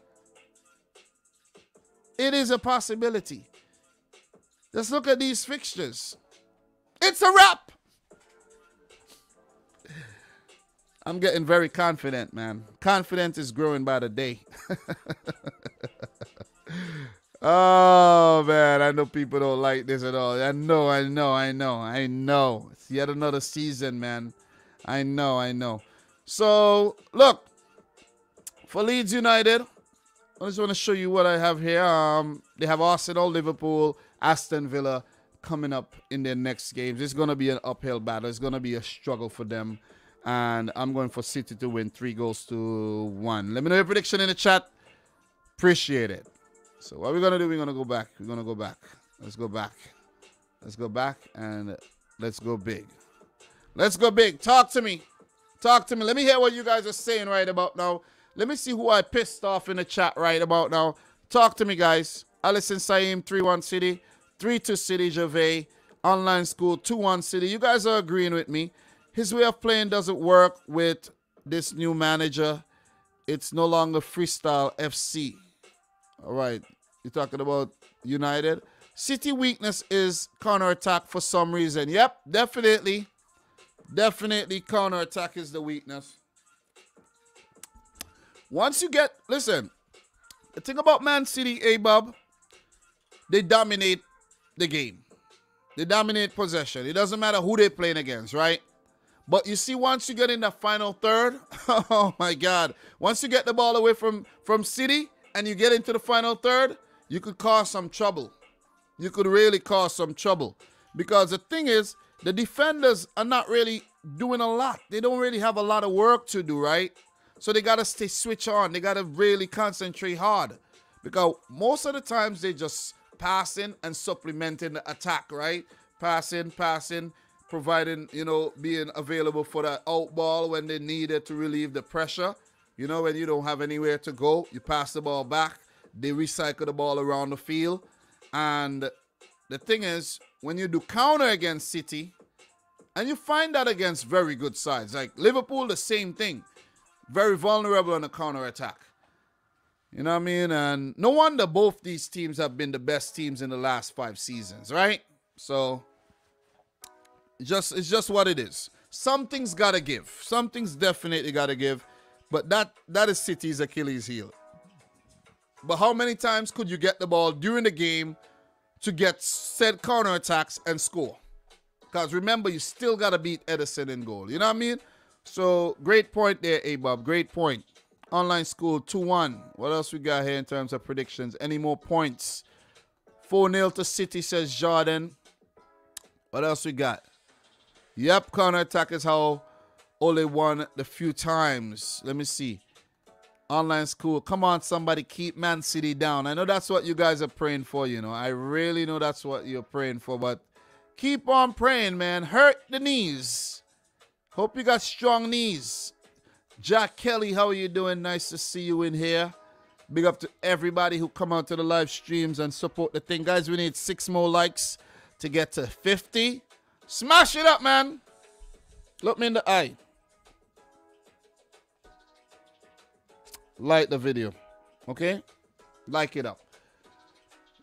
So, we're going to get back to proceedings, man. We still got a lot to talk about. And let's not delay. Let us not delay at all. Okay, so the next game that we're going to talk about is a match between Arsenal and West Ham United. For some reason, tonight's live stream just feels longer than usual, though. I don't know why. It just feels like I've been here forever. It's been an hour, 38 minutes, but it feels long.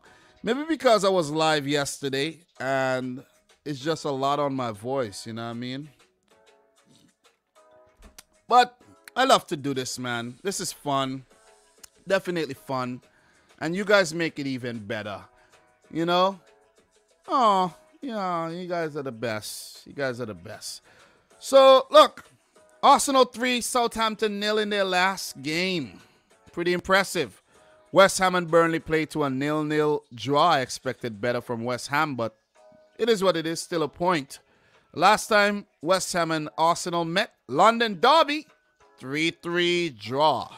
Prior to that, Arsenal won 3 on the bounce, 2 at home, 1 away. So pretty impressive. While West Ham only have a solitary win across the last 10 games against the Gunners. So even though West Ham has been brilliant across the last 3 seasons, they haven't really been impressive against Arsenal. Arsenal are like a bogey team of some sort, right? 50 games played, 32 wins for Arsenal, 8 wins for West Ham, 10 draws. The win percentage is, the unbeaten percentage is very, very low. 94 goals scored compared to 38 for Arsenal against West Ham. Home at the Emirates or Highbury previously. 19 wins for Arsenal, 5 wins for West Ham, 1 draw. Pretty impressive, pretty impressive. So, look, I just saw Sead Kolasinac's name, and I was like, God damn, he still plays for Arsenal? I didn't even write him down in my notes. I forget about him. There's been a few Arsenal players that's been MIA, by the way, though. So, look. Mikel Arteta versus David Moyes. This will be the 4th meeting. Arteta, 2 wins, a draw. Never lost to Moyes. And Moyes, the opposite record. And he has a horrendous record against Arsenal. 36 matches played, 4 wins, 9 draws, 23 losses. This is poor. Arteta against West Ham, never lost. That's encouraging, very encouraging for the Gunners here. Not so much for the Hammers. So look, in terms of players to watch, I'm going to go with Arsenal's Bukayo Saka. He's been a man that's been making things tick over there for Arsenal. And he's just risen up the charts for the last few seasons, where his value has skyrocketed. He's got a place in the England national team. And he's just one of these players to fear, along with Emil Smith-Rowe and Martin Odegaard. Gabriel Martinelli as well comes to mind. You know, so a lot of good youngsters at Arsenal, and they just got to continue building that squad. For West Ham, player to watch, for me, I'm going to go with Declan Rice. He was the brightest player against Burnley, and I'm going to go for him to continue to have a very important role for the Hammers. Mikel Antonio has been playing well, along with the other guys up top. Bowen, Fornals, Lanzini comes to mind. But Benrahma, but you know what I mean? Declan Rice is the man that really makes things tick in the middle of the field and pushing forward as well. Very good box-to-box midfielder there. I hope he doesn't go to Chelsea. You know what I'm saying? So stay.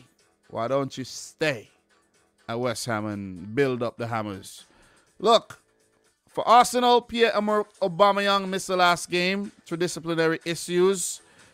Something about he went to France to, you know, something with his mom, didn't come back in time, and so on and so forth. Not going to get too deep into that. Mikel Arteta didn't even want to talk about that. He's a doubt for this game. I don't know how many games he's been, you know, suspended for by the manager. But I like that. I like that. You can't do as you feel. You see what I'm saying? You got to show example. You can't do as you feel. Next thing you know, he's going to Gabon in the middle of the week and coming back. You see what I'm saying? Chill.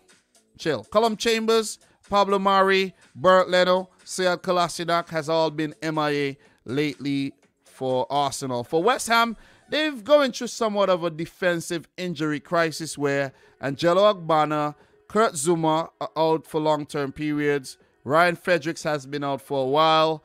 Ben Johnson out in the last game definitely is a doubt, along with Aaron Cresswell. So let's see if these guys do feature. Cresswell and Johnson are the closest back to fitness. Look, in terms of some insights here, Arsenal, West Ham United. Let me give you guys some more visuals to look at there. You could see the form. You know what I mean?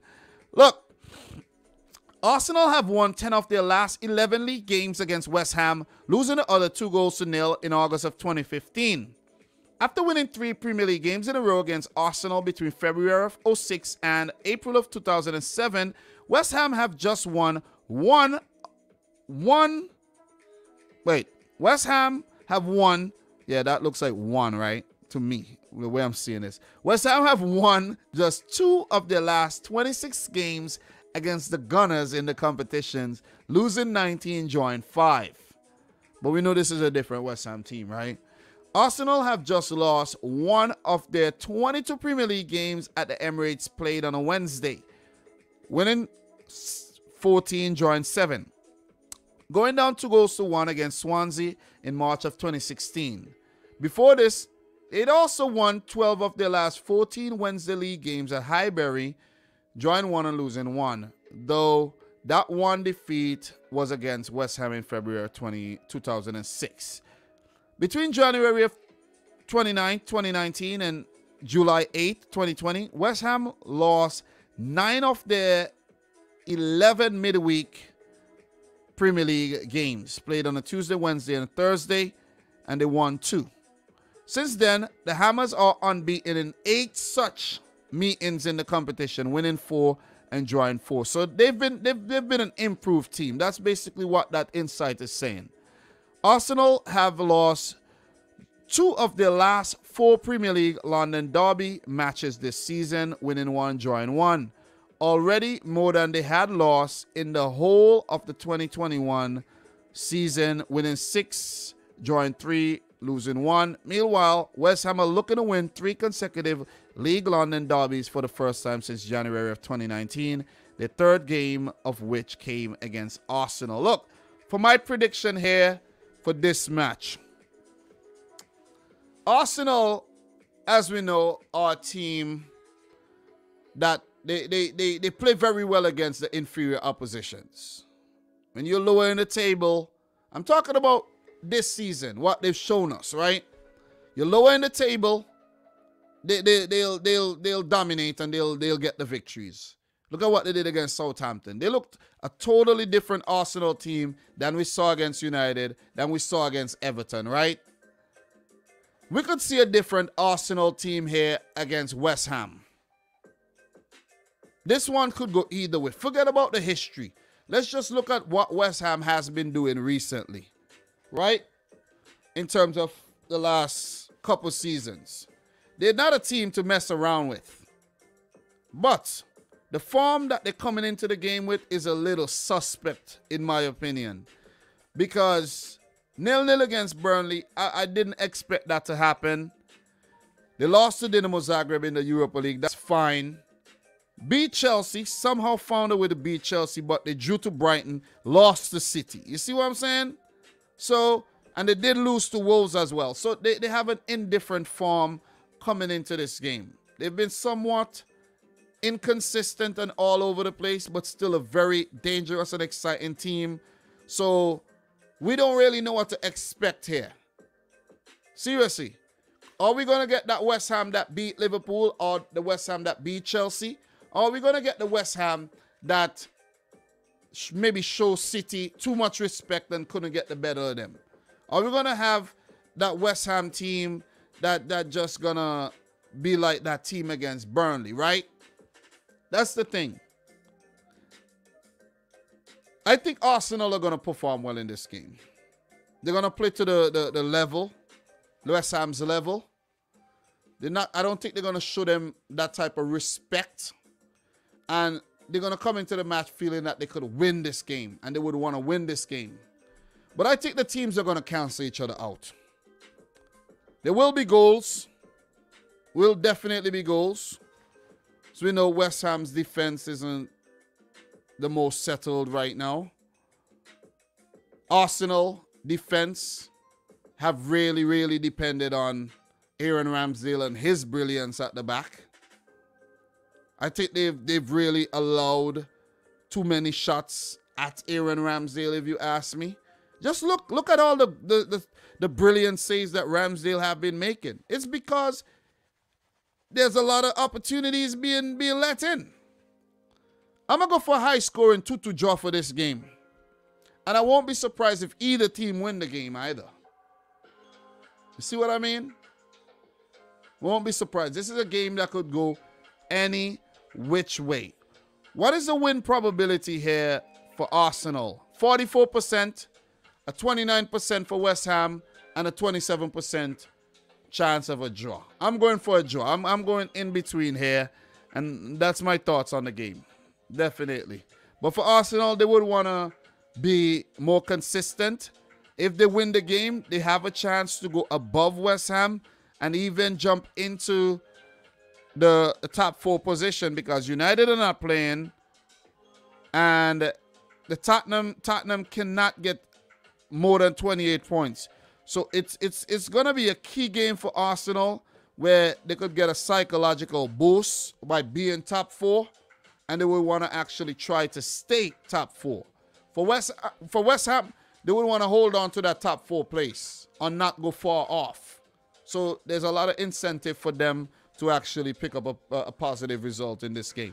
So 2-2 draw. 2-2 draw in my opinion. For West Ham, their next game will be against Norwich. Then they have Tottenham in the EFL Cup quarterfinal. Southampton, Watford to finish off the year. And for Arsenal, after the West Ham game, they got Leeds United, Sunderland in the quarterfinal of the EFL Cup, Norwich, Wolves, Man City on January 1st. So let me know your thoughts on this one, and appreciate it. We do have a few games to talk about. 1, 2, 3 after this. So we're doing pretty well. Definitely doing pretty well. Big up to everybody in the stream right about now. You guys are the real deal. Thank you for sticking around. Thanks to everybody who came through, give their thoughts, left. You know, not everybody's going to stick around, guys. Just remember that. But for those who do, appreciate it, man. Appreciate it. Appreciate it big time. Talk to me, guys. 2-2 draw for Gervais. A-Bob, Arsenal, Bottles, key games. True. 4-2 West Ham United. Wow. That'd be a good one. 3-1 West Ham. I did predict West Ham to batter Burnley in the last game. They didn't. They really didn't. So it's a difficult one. It is. It's definitely a difficult one to predict there. What else we got here in terms of prediction? Jordan, 3-0 to the Gunners. Online School, 2-2. Let me see what else. Steve, 3-2 for Arsenal. Any other predictions? Any other predictions? Let me see. As A-Bob says, like the video, subscribe to the channel if you're new. Thank you very much. Guys, we need 3 more thumbs up to hit 50. Let's hit 50 before we start talking about the next game, man. Come on. We could do it. We could do it, man. Hit it. Right, so what we're gonna be doing, we're gonna be keeping it we're gonna keep it moving. Definitely gonna keep it moving. So next game that I want to talk about is the game between Chelsea and Everton. Chelsea versus Everton. The Blues. Blue versus blue here. Chelsea, Everton. Okay. All right. So Chelsea 3, Leeds United 2 in the last game. Crystal Palace 3, Everton 1 in their last. Chelsea coming into the game in 3rd. Everton in 14th position. Not doing too well at all. So, Rafa Benitez. Rafa Benitez. How much pressure is Rafa Benitez under, guys, you may ask? How much pressure is he under? He's also a former Chelsea manager, so definitely he would want to get something from this game coming up against his old team. But if you follow the form, more than likely it won't happen, right? It's not going to happen. And I almost did this again. I almost did this. I did this for Aston Villa game, the last preview, I think, where I forgot to go down here. And I was looking for the match. I was like, where the hell is the game? But I didn't do this. So I caught it early. I just felt a little, self-conscious. Like there was, I'm like, what's going on here? But anyways, let's talk. Let's talk about this game. What happened the last time these two teams met? So Chelsea picked up a 2-0 win, but they did lose a 0 to Everton. They have 3 losses in the last 5 against Everton in the competition. 2 wins, 3 losses, which is not good whatsoever. But overall, they do have a quality record against Everton. 27 wins in 58 games, 12 losses and 19 draws. Everton, that's a solid record against Chelsea, though, if you ask me. Very solid. This will be the first meeting between Rafa Benitez and Thomas Tuchel, where Tuchel's only game against Everton was a win, and Rafa Benitez against Chelsea, 31 games, 16 L's, 7 draws, 8 wins. Not a very good record against Chelsea whatsoever. So, look, players to watch for Chelsea. I'm going to have to go for Antonio Rudiger. He seems to be the man who really keep them going, because in defense, he's very resolute. He's a leader. And he's the reason why they won the game against Leeds, where for some reason, I don't know who gave him the go-ahead, the green light to play as a striker. He probably said, these guys are not doing well. Let me just go up and try to score my damn self. What is Rudiger doing in the box? You see what I'm saying? Why is he in the opposition box so often and being brought down twice for 2 penalties? So keep an eye on Antonio Rudiger causing havoc in the opposition box, even in the set-piece situation, and just being a menace total in general. For Everton, we're going to have to keep an eye on Richarlison. He is, a talismanic player, and definitely a player that could actually, dazzle on the day if he does feature.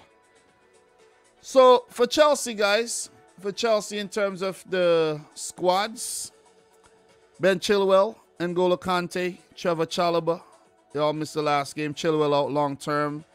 Chalobah and Kante could be close to a return. Kovacic close to a return, but he did pick up the coronavirus. And those are the only players that was listed as injured recently. But as I always say, this could actually change before the matches, of course, during training and so on and so forth. For Everton, Richarlison has a calf issue. He's doubtful, but more than likely will feature, even off the bench. Allen missed the last game. He's a doubt. Dominic Calvert-Lewin remains out. Yeremina did come back from injury, but he missed the last game. He's a doubt. Tom Davies is a doubt.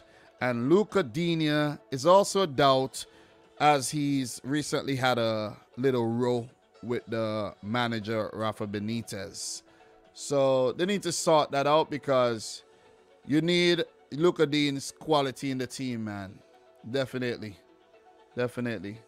It doesn't hurt to have him. It's more hurtful than helpful having him out of the team. So Chelsea currently in 3rd versus Everton in 14th. Did you guys know? Did you know? Chelsea unbeaten in their last 26 Premier League home games against Everton, winning 15, drawing 11 since a 1-0 loss in November of 1994.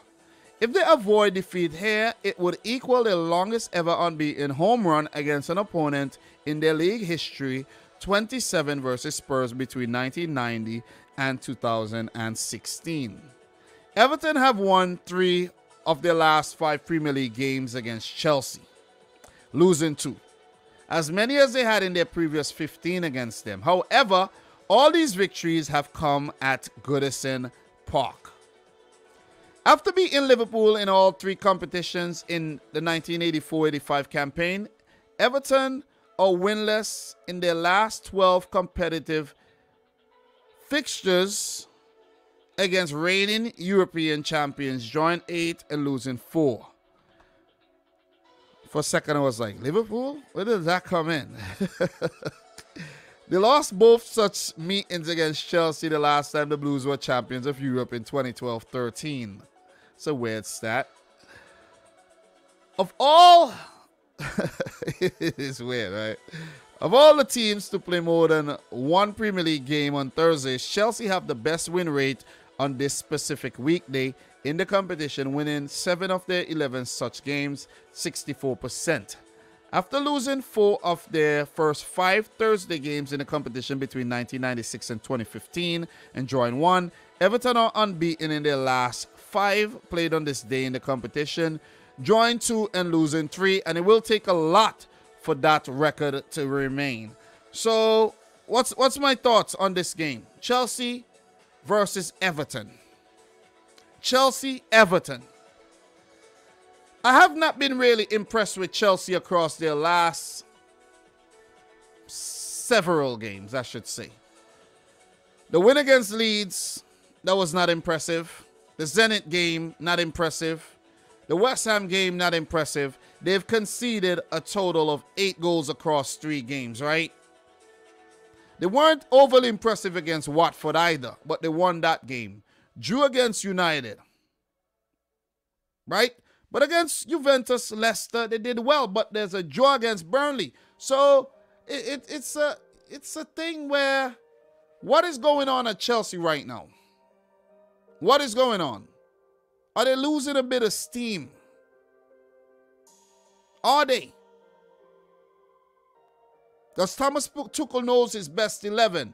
Does he have a selection conundrum on his hands where he wants to keep all the players happy, and maybe rotating the players is not the best choice? If you really think about what I'm saying, where you might need a bit of continuity in the team, right? For players to develop that relationship. Players linking up. You see, like for Leicester City when Maddison and Daka link up, or Harvey Barnes and Maddison link up, because these players are playing with each other a lot. Well, for Chelsea, they keep chopping and changing, and this could be affecting the dynamic of the team. And that's in all departments, defense, midfield, and in attack. They're just all over the place. And I don't know if they can do that and actually win the league. And they were on top of the league for some time, dropped off for 2 weeks now, and I don't know if Chelsea's going to be on top of the league again. Who knows? Maybe they'll be on top of the league at the end of this week, right? Who knows? Who knows? But I'm just saying, just calling it for what it is right now. They haven't been playing badly. I'm not going to say they're playing badly. They haven't been playing badly. They've always been a threat. But it's just that I need to see some more continuity in the team, man. I want to see the team a bit more settled. Seriously. It seems like players are a bit unsettled over there as well.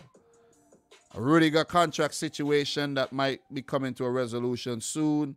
Christensen, Hudson-Odoi not happy with game time. Ziyech not happy with game time. Pulisic not happy with game time. Mason Mount not happy with game time. You see what I'm saying? Lukaku is on the bench. I could go on and on, man. Could go on and on. Plus a few injuries. I think not having N'Golo Kante is actually affecting the team as well. But nevertheless, you're coming up against an Everton team right now who are struggling to get results, to string together a few good performances, where their form has jumped out the window a long time ago. Did manage to shock Arsenal recently. And look, when I thought that Everton were actually gonna, okay, let's see if Everton are gonna win 2 on a bounce, they lose to Palace. And that's the thing. That is the thing. That is, I can't put no faith in Everton right now. They do have their moments, but they haven't been defending well. Dominic Calvert-Lewin is a big miss. Big miss. Not managing games well, not defending well. Everton has shipped 28 goals already this season. 28. That's one of the worst defenses in the league. That's only better than Norwich, Newcastle, Watford. That's it. That is it.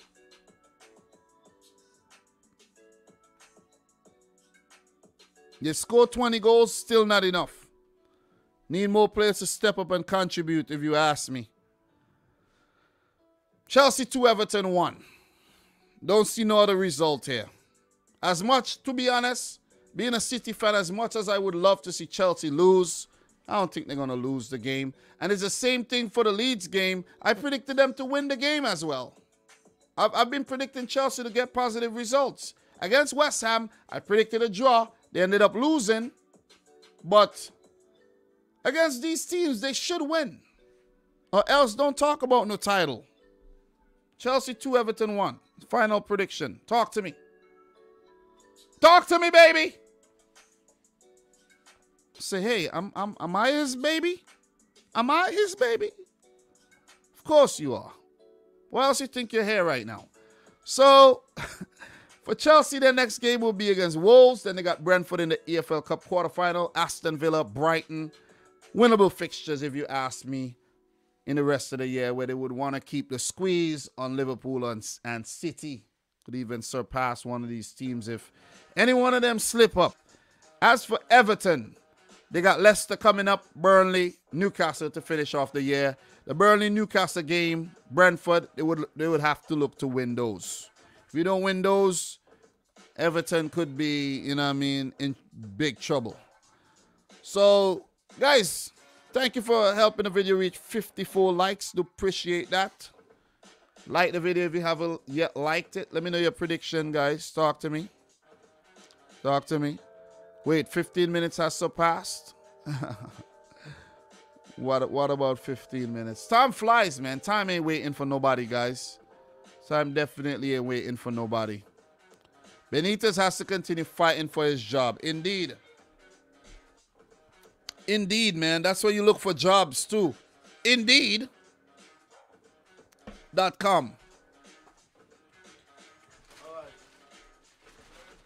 Grab me some water here. What else we got, guys? Chelsea fans, talk to me. Gervais, how you feeling about this? We're not keeping a clean sheet. Yeah, I don't think you guys are going to keep a clean sheet in this game. But I think you'll win the game, though. I think you'll win the game.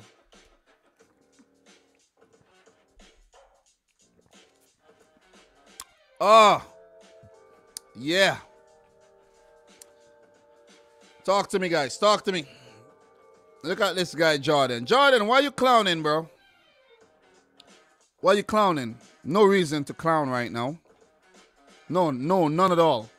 None at all. But, guys, we're going to keep it moving, though. Definitely. Got a lot to talk about still. Just want to react to the European draws before we finish things off. But we still got 2 games to talk about. And that game is between Leicester and Tottenham. I really don't know if this game is actually going to happen, man. I really don't know, but see what I'm saying? Really don't know. So we got something here that says, what's new in the 2021-22 handball law? What's new in the 2021-22 VAR implementation? So might be a good read. Definitely might be a good read. But yeah, guys, I really don't know if this game is going to go ahead, but let's talk briefly about this one, and I'll drop a prediction on it as well. So, let's go. Leicester 4, Newcastle 0 in their last game. Tottenham 3, Norwich 0 in their last match, where their last 2 games in all competitions, being the Europa Conference League and the Premier League, has been suspended. Postponed. Better word. Postponed, right? Postponed. But let's say that this game do happen. Let's just talk about it. Let's talk about it.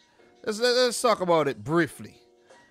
What happened between these 2 teams last season? Spurs won 4-2 against Leicester, while Leicester won the reverse fixture on the road 2-0. It's been back and forth between these 2 teams across the last 2 seasons.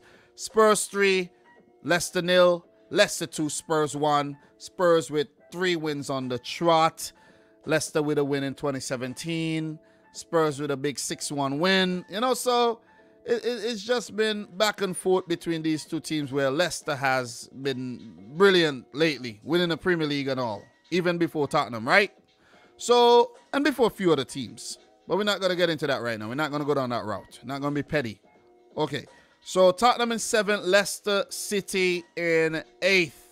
All-time Premier League matches there. 30 played between the two teams. 12 wins for Leicester, 13 wins for Spurs. 5 games have ended in a draw. Home record for Leicester, 7 wins, 6 losses, 2 draws. So pretty similar stuff. So between the two managers, this will be the first ever meeting between Brendan Rodgers and Antonio Conte. Last time Conte was in the Premier League, Brendan Rodgers was the manager of Celtic in the Scottish Premiership.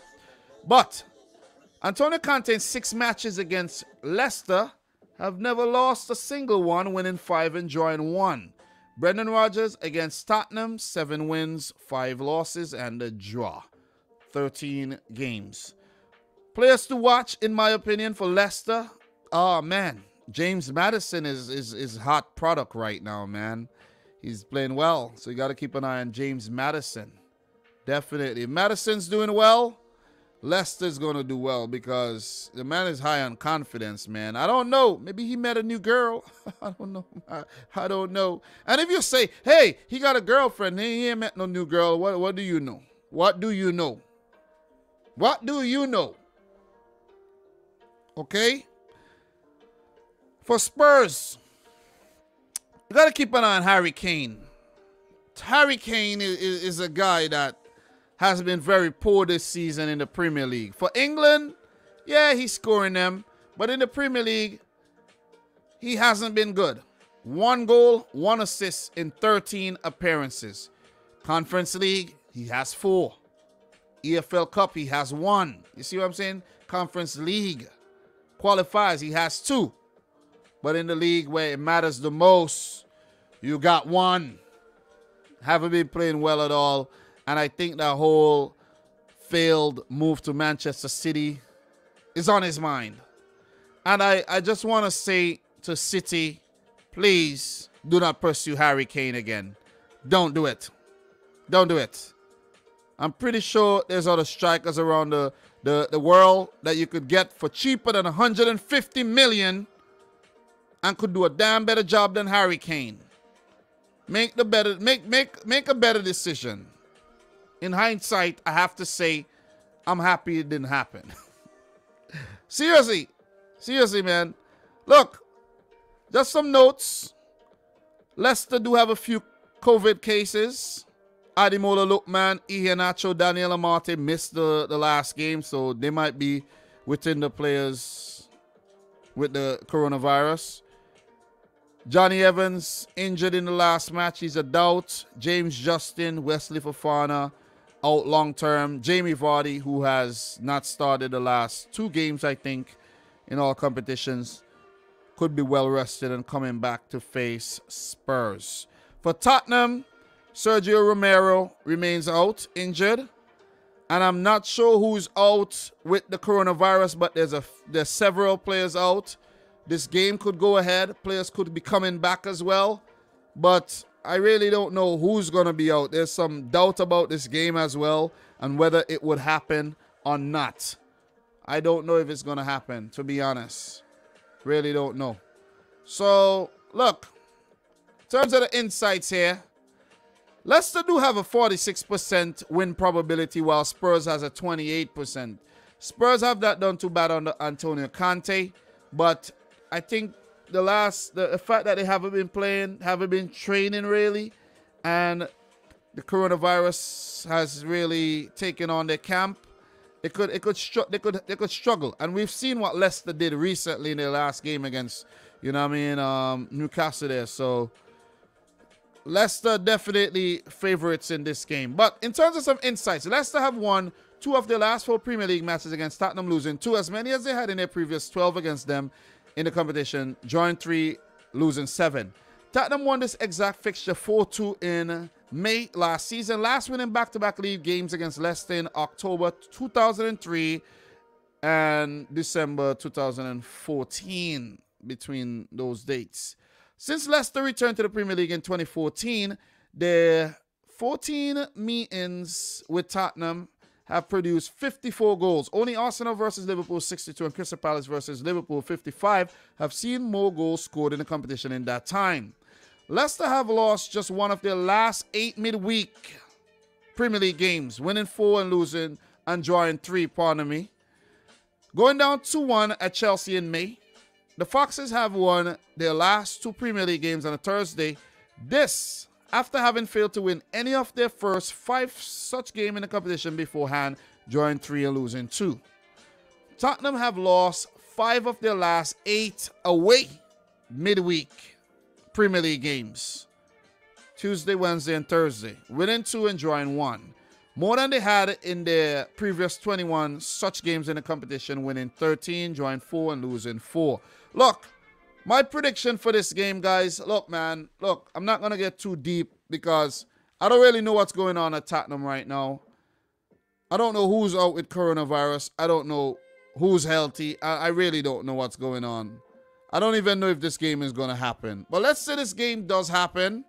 Spurs do get a few more training sessions and everything. And they managed to put together some players for this game. I can't see them beating Leicester. I can't see it happening. Even though I did predict Newcastle to get something against Leicester, seeing that Leicester themselves were a bit inconsistent before that Newcastle game. What I seen in that Newcastle game, look, Leicester could be coming of age this season. Or it might just be a one-off. You see what I'm saying? That's the Premier League for you. But they were impressive against Newcastle. And this is a Newcastle team coming off of a win. You see what I mean? But for Leicester, they would just need that momentum. Maddison playing well. Tielemans, we know how good he is. Jamie Vardy could come back in the fold. Daka looks good. Harvey Barnes looks good. You see what I mean? And even with the injuries, they still have players to supplement. Indeed, he could play at centre-back. Boubakary Soumaré has added depth to the team. There's always Hamza Traoré to call on. You know, so I don't see nothing but a Leicester win, man. I don't see nothing else. Kasper Schmeichel has 130 consecutive games in goal. Conte, first loss in the Premier League as Spurs manager. First loss. I think they might, if this game do happen, they might be really depleted. And if players are coming back from the coronavirus, they're not going to be at full pelt at all. 2-1 to Leicester. 2-1. It could go any way, but I'm going for a 2-1 win. What's your prediction? Let me know in the chat. Talk to me. For Leicester, after the Tottenham game, they do have Everton this Sunday. Then they got Liverpool in the quarterfinal of the EFL Cup. Man City on the 26th. Boxing Day. Liverpool on the 28th. Tough fixtures coming up for the Foxes. As for Tottenham, who are 7th right now. Leicester 8th, Tottenham 7th. Leicester could pass Tottenham if they do pick up a victory. Spurs, after the Leicester game, got some tough matches coming up. Liverpool this weekend. It's the 19th already? Can't believe this. Then they got West Ham in the EFL Cup quarterfinal. Crystal Palace, Southampton to finish off the year. Talk to me, guys. Talk to me. And there's also the game between them and Rennes that they do have to play in the Conference League. Talk to me, guys. We do have the Liverpool match left to talk about. And we got to talk Champions League. So don't go nowhere. I still got about a half hour left to, doing this live stream. I gotta go to sleep as well. I gotta wake up early, 4:30. And the thing about waking up 4:30, man, is by the time midnight hit, you could only get a maximum of 4.5 hours sleep. And most of the times I go to sleep after 1. I don't sleep enough, man. I really don't. I don't sleep enough. I need more sleep. Really need more sleep, man. Especially when I have to do these Premier League live streams. I can't sleep. I can't sleep. So you guys make sure you like up the video for the streams, man. I ain't getting enough sleep. And you guys ain't liking the video. Not a very good combination at all. Like up the blood click thing. Like it up. Spurs are out of the Conference League. Their game against Ren didn't play. I didn't see anything that they're out of the Conference League. So let me just look this up here. Conference League. Let me see something. Conference League. Spurs. Conference League. Latest. I don't want to see the draw yet. I didn't see the draw yet, but nah, they're not out yet, guys. They're not out. They're not out. Them or Vitesse could still go into the playoff round. Definitely. You know, these Conference League kits would have been, I think next season, I'm a react to some Conference League kits and things like that. More content, you know. I could make more content. I just don't have the time, man. I really don't have the time. And I think in the future, I plan to move. And when I do move, I plan to like take a year off from work, man. I'm fed up of working already, seriously.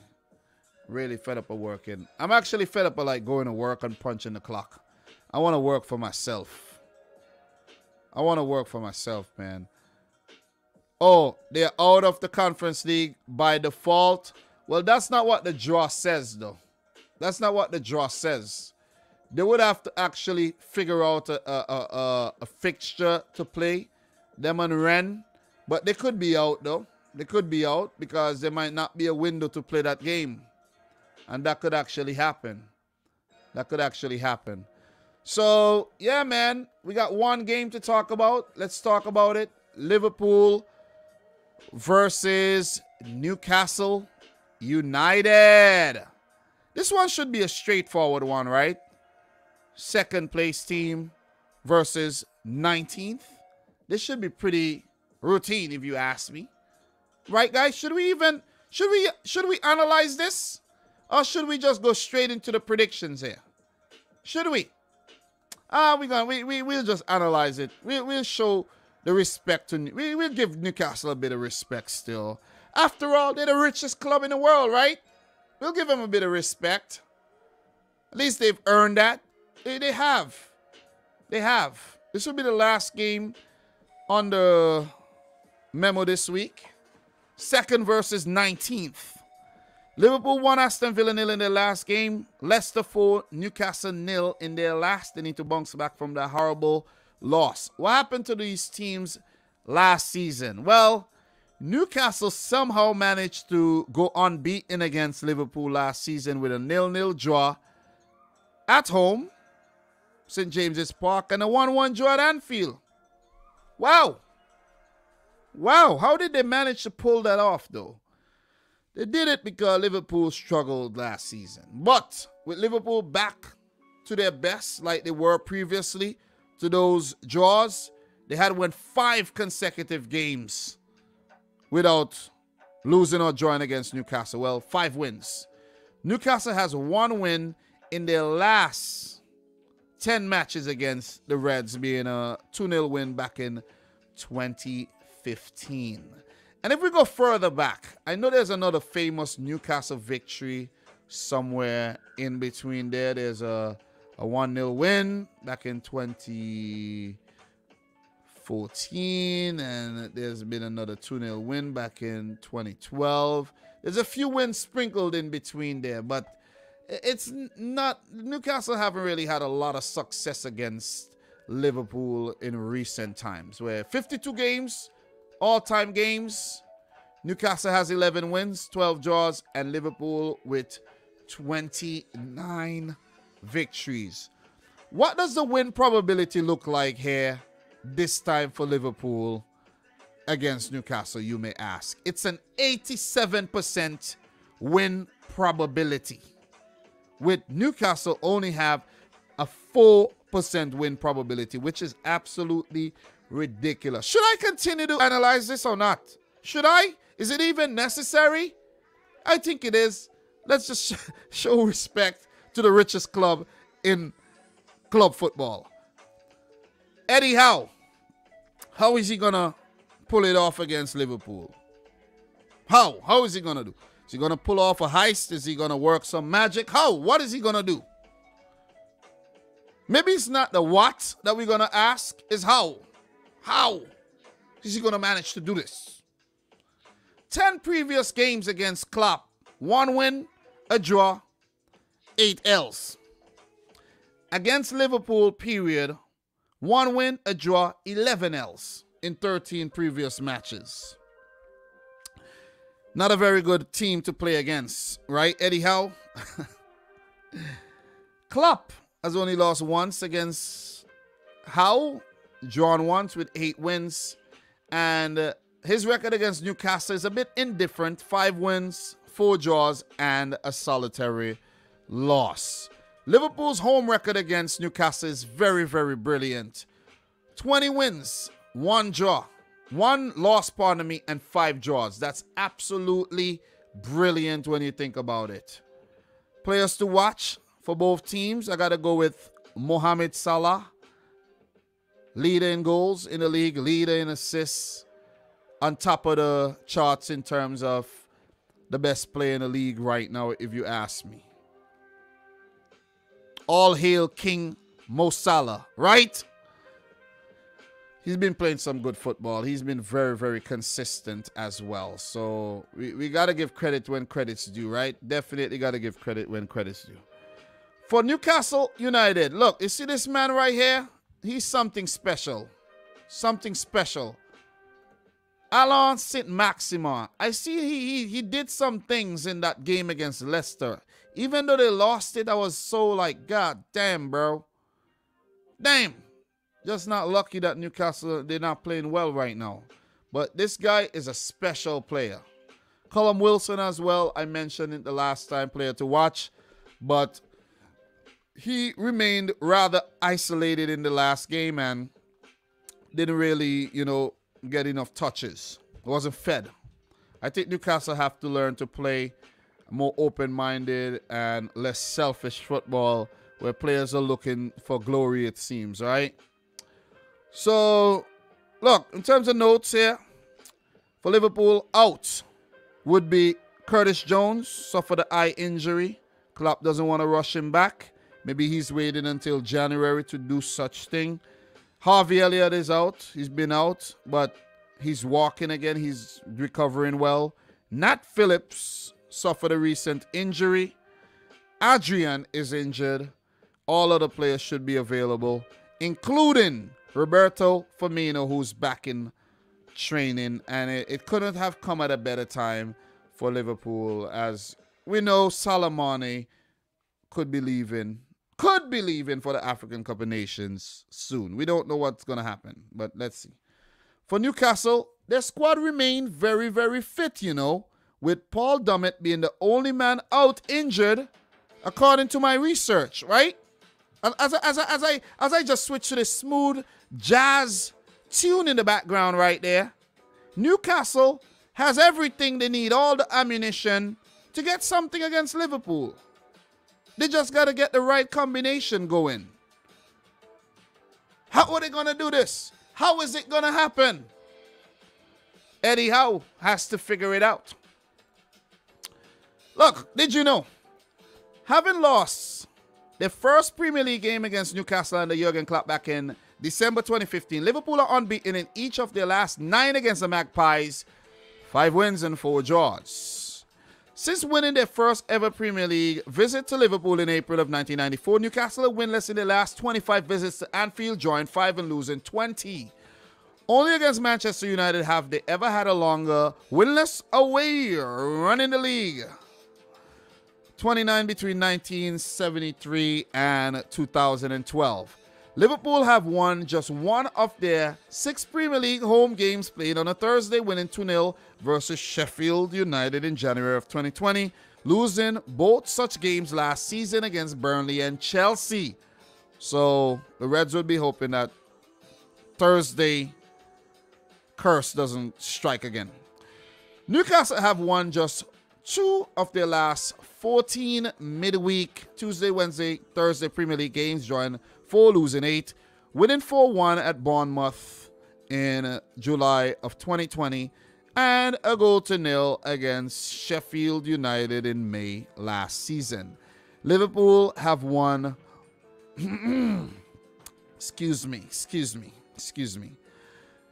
All right, let me go back over. Liverpool have won 1,199 of their 4,226 top flight matches, drawing 1,047 and losing 1,180, and would be the first ever side to win 2,000 English top flight games with a victory here. I didn't even know that, and that's why we call this section, Did You Know?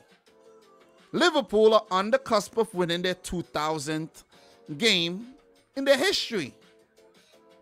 Top flight games I'm talking about, not Champions League or Cup games or whatnot, right? Look, prediction here. I don't even need to. What am I analyzing here? Liverpool are going to win this game 3-0. I don't see no other result. I've been looking and I can't see any other result. Newcastle would continue losing games. Liverpool are just too good for Newcastle at the moment. They're just too good. Salah have been sharp. Mane have been sharp. And these guys are two of the current 6 players in the league to have 100 Premier League goals. Along with Raheem Sterling, Romelu Lukaku, Harry Kane, and Jamie Vardy. Jota has been scoring. Firmino could feature off the bench. Henderson scoring, Thiago scoring, Van Dijk, all of these guys. Trent Alexander-Arnold played a month last month. Robertson playing well.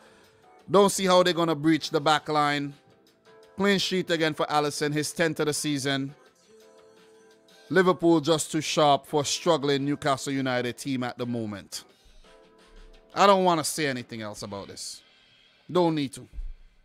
Don't need to. I'll be wasting my time. Easy win. Thursday, easy win. Liverpool do have Tottenham after this. Quarterfinal of the AFL Cup against Leicester. Leeds United. And Leicester again on the 28th before Chelsea, January 2nd. Look, I got something to show you. I got something to show you. And you're going to want to see this. You're going to want to see this. I think I've done this in a previous live stream, maybe yesterday. You're going to want to see this. Newcastle United has Liverpool, City, and United in their next 3 games. Might lose all of them. They might lose all of them.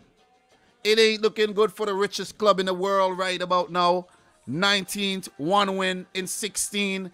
This could end up being 1 win in 19. Halfway through the season, you win 1 game, you pick up 10 points, you're getting relegated unless Eddie Howe somehow realizes how to get out of the freaking relegation zone and survive.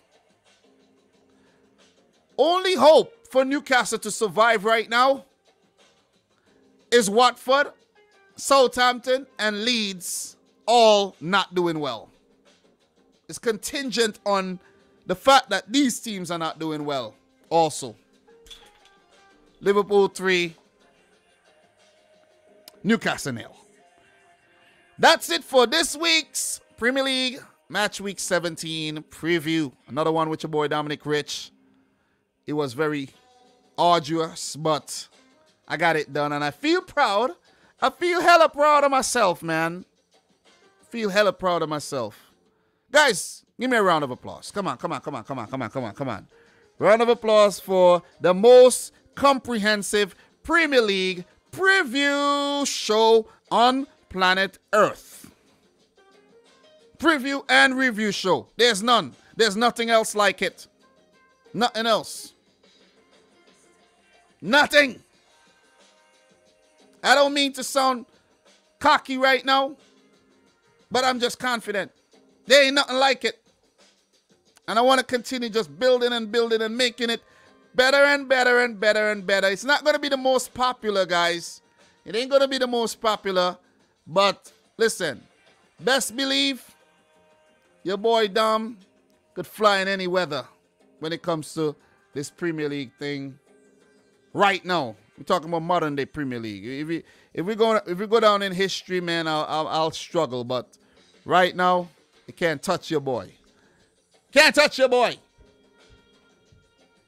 Like up the video if you haven't yet done so. We need 4 more to get to 60. We could do so. Definitely could make it happen. Guys, let me just sit back. Let me just chill. You know, let me put my feet up right here. You know what I mean? And let's talk. Let us talk. Let's talk, man. Let us talk. What we're going to be talking about is some UEFA competitions. Let's do that. Let's do that. But before we do talk about the big boy, the Champions League, UEFA and their fraudulence today, we are definitely gonna react to the Conference League preliminary round of 16 playoffs and the one for the Europa League as well. So let's take a look at the draw. Haven't seen the draws yet. Let us start with the Europa Conference League. Okay. Europa Conference League knockout round playoff draw. Leicester and Celtic face Scandinavian opponents following the draw for the next stage. So this is the draw we got right here. All right. Right. We might have some, let me see. Okay. What we got here? Olympique de Marseille versus Karabakh. Okay. And that is Marseille coming down from the Europa League. Karabakh in the Conference League coming in second in their respective groups. Okay. So the teams over on your left-hand side are the teams that come down from the Europa League, right? And the teams on the right are the second place teams in the Conference League. Okay? This one actually caught me off guard a bit because when Leicester lost and came third, I thought they were knocked out of Europe, but I forgot that the format have changed with a third competition being put in. And I was in opposition of the third competition early on, but I do think it's okay to give teams that wouldn't have taken part in Europe a chance to showcase their skills on the European stage. And you never know what that could result in. It's more money for UEFA, but also money for the clubs taking part. So Marseille versus Karabakh. Good luck traveling to Azerbaijan there. PSV Eindhoven versus Maccabi Tel Aviv. Israel. Fenerbahce of Turkey versus Slavia Praha of the Czech Republic. Midtjylland of Denmark versus PAOK of Greece. Leicester City of England. Disappointing performance in the Europa League, if you ask me. Very inconsistent versus Randers of Denmark. Then we got Celtic of Scotland versus Bodo Glimt of Norway. I'm surprised that Bodo Glimt didn't actually top their group after what they did against Roma, but they'll have to settle for second. They'll be a tough team to play.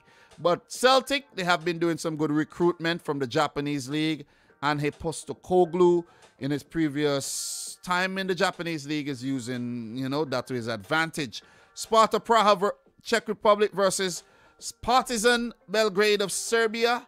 Rapid Vienna of Austria could face Tottenham or Vitesse, and it's probably going to be Vitesse, as Tottenham might actually not be able to play their game against Rennes. Okay? Tottenham need a win against Rennes to actually make it. I don't think a draw would actually do. So that's the Europa Conference League round of 16 playoff draw. And as we see here, Celtic will face Bodo Glimt, side that stunned Roma during the group stage, while Leicester take on Denmark's Randers following Monday's draw for the 2021-22 Europa Conference League knockout round playoffs at the UEFA headquarters in Nyon, Switzerland. They didn't mess this draw up. This draw was smooth. They didn't mess it up. They didn't mess up the one in the Champions League. So who will play in the UEFA Conference League playoff knockout round? Well, the first leg will be in the 17th of February. And these are the fixtures that I just talked about just now. Second legs will be on the 24th of February, a week later. And I'll try to continue talking about these as much as I can. What is the next stage? The winners of the 8 ties will join the 8 UEFA Europa Conference League group winners in the round of 16. The draw for that is on the 25th of February. So, who is through to the last 16?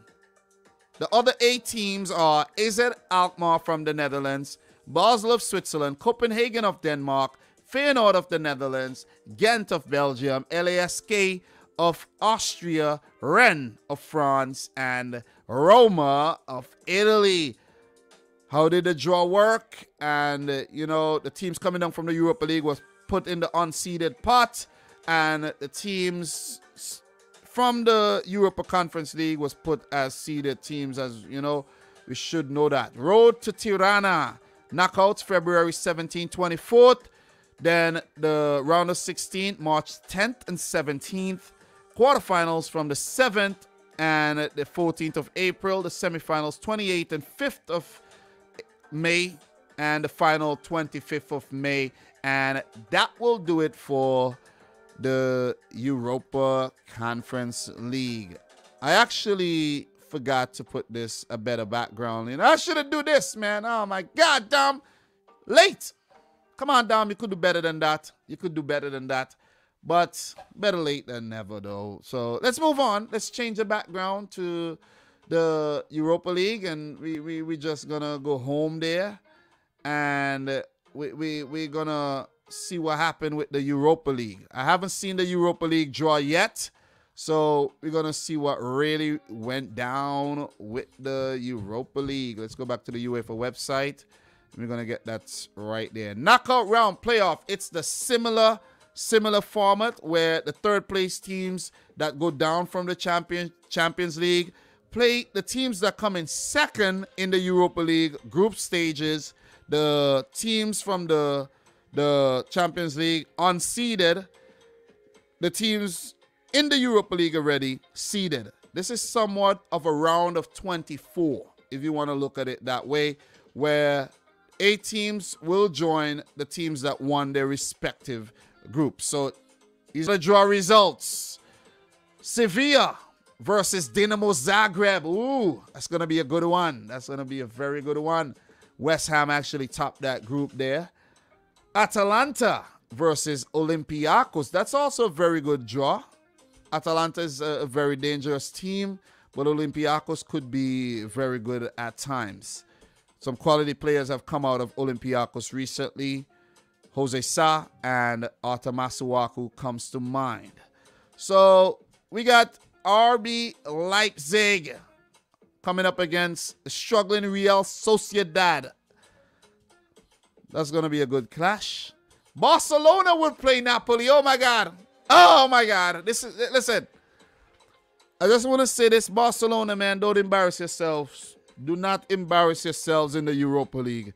Because this might actually be your only path to the Champions League next season. They may squeeze and get maybe 4th in the league, but it ain't looking like it, though. They're struggling. And coming up against Napoli, I don't know, bro. I don't know.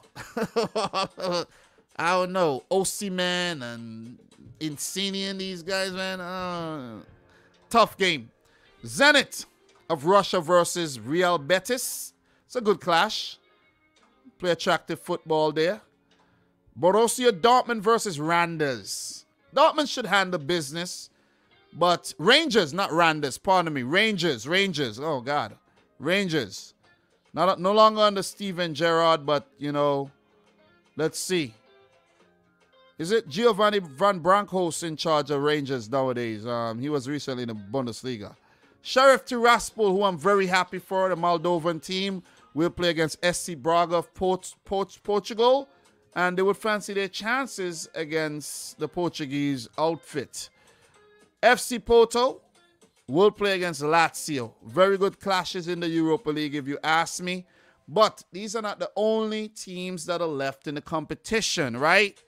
Look, these games will be played February 17th as well, just like the Conference League, and February the 24th, the second legs. The teams that are still in are Crvena Zvezda, Serbia, Red Star Belgrade, guys, former Champions League winners, Eintracht Frankfurt of Germany, Galatasaray of Turkey, Bayer Leverkusen of Germany, Olympique Lyonnais of France, Monaco of France, Spartak Moscow of Russia, and West Ham United of England. The winners of the playoff round would then face the teams in the round of 16, where there will be another draw. And that draw will be on the 25th, definitely the 25th of February, just after the second round games are played. So it's my thoughts on the Europa League. Where will this season's Europa League winners come from? This one is hard. This one is definitely hard to call, guys. It could go anyway, but we do have Sevilla in the competition, and we know they love to win the damn Europa League. I don't know. I'm not going to call it, man. I'm going to leave that right there. Leave it to the imagination. I don't see England nowhere there. There's only one English team in the competition, and that is West Ham. I don't know. So that's my thoughts on the Europa League. Let me know yours in the chat. Do appreciate that. It's my draw reaction. Talk to me, guys. Talk to me. Talk to me. What we got right now? What we got? So many games. No wonder Spurs wanted out. Yeah, Leicester were disappointed in the Europa League. Thank you very much. There's no incentive to mess this one up. Who else we got in here, man? Geneva Lusk. Anyone like Aston Villa to win? Yeah, we got a few Aston Villa fans around. Maybe one. But, yeah, guys, what we're going to be doing right now, we're going to be talking the Champions League. Let's start the Champions League, man. We got a Champions League banner in the background there. And let's go back. Let's go back and let's talk about the Champions League. Round of 16, man. Where UEFA somehow found a way to screw up the draw. Somehow found a way to screw up the draw. How you screw up the draw? While watching the draw, I'm at work watching the draw, right? And I'm saying to myself, okay, I don't have enough time. Let me watch the draw. Let me do a little reaction to the draw and everything. You see what I'm saying? Let me just do a little reaction to the draw while it's quiet in the morning. And with the little time I got, I did edit a little. I messed up my edit too, where I didn't put the PSG. I messed up my edit. But it was a nice little video, though. It was a nice little video. And UEFA, while watching the draw, I'm like, whoa, how are you going to pick, when you pick Villarreal, then you pick Man United? This can't happen. This should have never happened, right? Because the Man United ball should have never been in the pot when the Villarreal draw was made. And then you go ahead and then you pick Manchester City, right? You pick Manchester City out of the thingy, you know? And then you go ahead the next round, and then you're going to talk about Atletico, I think, can play against United or something. I'm like, what are you talking about? What are you talking about? You see what I'm saying? What's his name? Marchetti, I think his name is. What are you guys smoking? And Andre Arshavin looks so awkward, like he doesn't even know what's going on. I could have done this draw. But guys, I've been thinking it's very important that they do use the computer, though. I've been thinking, like, why do they use a computer? They do need a computer, because what happens is that there was a situation where one team wasn't put in the draw, I think, for the Liverpool draw, because if Liverpool had drawn that team, then there would have been a situation where the draw would have been gridlocked as well. So it is very important that you use the computer so you don't pit certain teams up against each other, right? And then we also had a situation where, for some reason, Michael Owen came out and said, with the redraw, teams are either going to get a better or worse team. or team's gonna get. I'm like, what are you talking about? Are you an idiot? Is Michael Owen an idiot? Like low-key an idiot? Something like, is he an idiot, guys? Seems so. But look, this is the draw. It was a redraw. It was an official draw, and then there was a redraw. Let's talk about the official draw. I do have let's talk about the initial draw. Let's talk about the initial draw first. We do have to talk about this. I do have something here, and I want to share the draws with you. The initial draw, and then we're gonna talk about the real draw as well, right? So let me see if I could actually pull that up for you. Let me pull up that graphic for you guys to share with y'all. And yeah, man. it was a comedy of errors on the day, for sure, where this should have never happened, but it happened, right? So which one is this? Okay, this was the first draw. So this was the first draw, right? Benfica drew Real Madrid. Let me just go over the list that I have right here. I do have everything written down. And where is that? Okay, Benfica did draw Real Madrid. Villarreal drew Man City, and I was very happy with the draw. But in the back of my mind, I was saying to myself, okay, Villarreal are a decent team. They could actually cause some trouble, right? But City should handle Villarreal, right? Then we had Atletico Madrid versus Bayern Munich. That's a great clash. Great clash. Salzburg versus Liverpool. Liverpool fans probably loving that one. They beat Salzburg twice a few seasons ago, home and away. The home game was a thriller. Liverpool handled business on the road. Could remember that one like it was yesterday. Covered those games. Ajax drew Inter. I think that was a very even clash. Very, very even. Sporting against Juventus. Juventus pretty much locked out with that draw, if you ask me. And then PSG versus Manchester United was like, whoa. You know what I'm saying? Like, whoa. Mind-blowing. Like, god damn, we got Lionel Messi coming up against Cristiano Ronaldo. Yes, yes, yes. They fuck up the draw. That's why that happened, right? And I think they made the right decision to do the redraw, because it would have been a farce if you had allowed that to actually happen and still made the draw official. So UEFA made a mistake, and it's, you know, you got to give it to them for actually correcting their mistake and right away. You see what I mean? But it's still not supposed to happen, though. It's not supposed to happen because it's just weird. I made a whole video. You're wasting my time. You wasted my time, UEFA. You really did. You wasted a lot of our times. We had to do this twice. And the second time around, this is the draw that we had. Salzburg. Oh, I forgot to mention. Chelsea drew Lille. Chelsea drew Lille. Ended up drawing them again. So it didn't bother Chelsea. They end up with the same draw. I actually was saying to myself, okay, Chelsea are going to get a worse draw now. It's going to be worse. They ended up getting the same team.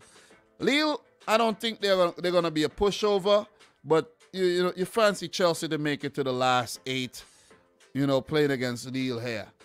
You know what I'm saying? Look, Salzburg, they went from drawing Liverpool to drawing Bayern Munich. So it's out of the frying pan into the freaking fire for Salzburg, right? Man City ended up drawing Porto. Not Porto, Sporting, pardon me. Sporting. Porto are not in the competition. Sorry, Sporting. I apologize. I know you don't want to associate yourself with Porto. Look, for City, I think this is a better draw. It's a better draw than the Villarreal draw. Porto might... Porto. Yeah, I'm freaking... Why am I saying Porto? Yeah. Sporting might actually beat us. You know what I mean? Let me not jinx it. But I think City should walk away with that win, though. Ajax, I think, got a better draw. I think it's a tough Inter. I think would have been a tougher opponent than Benfica. So Ajax did get a better draw, if you ask me, and I think they should handle Benfica. Benfica would fancy their chances against Ajax as well. So Benfica went from getting Real Madrid to Ajax. I think they would be like, whoa, that was much better. That was much better. Sporting, for them, it didn't get better for them. It was actually better to play against Juventus than play against Man City. You know, Chelsea, Lille, same thing. That's the only constant that remained throughout the two draws. Atletico went from playing Bayern Munich to playing United, which I think Simeone must have celebrated. And I got this exact draw in my mock draw that I did on my channel as well. So we're going to be Ronaldo versus Simeone. That one's going to be a very, very good one.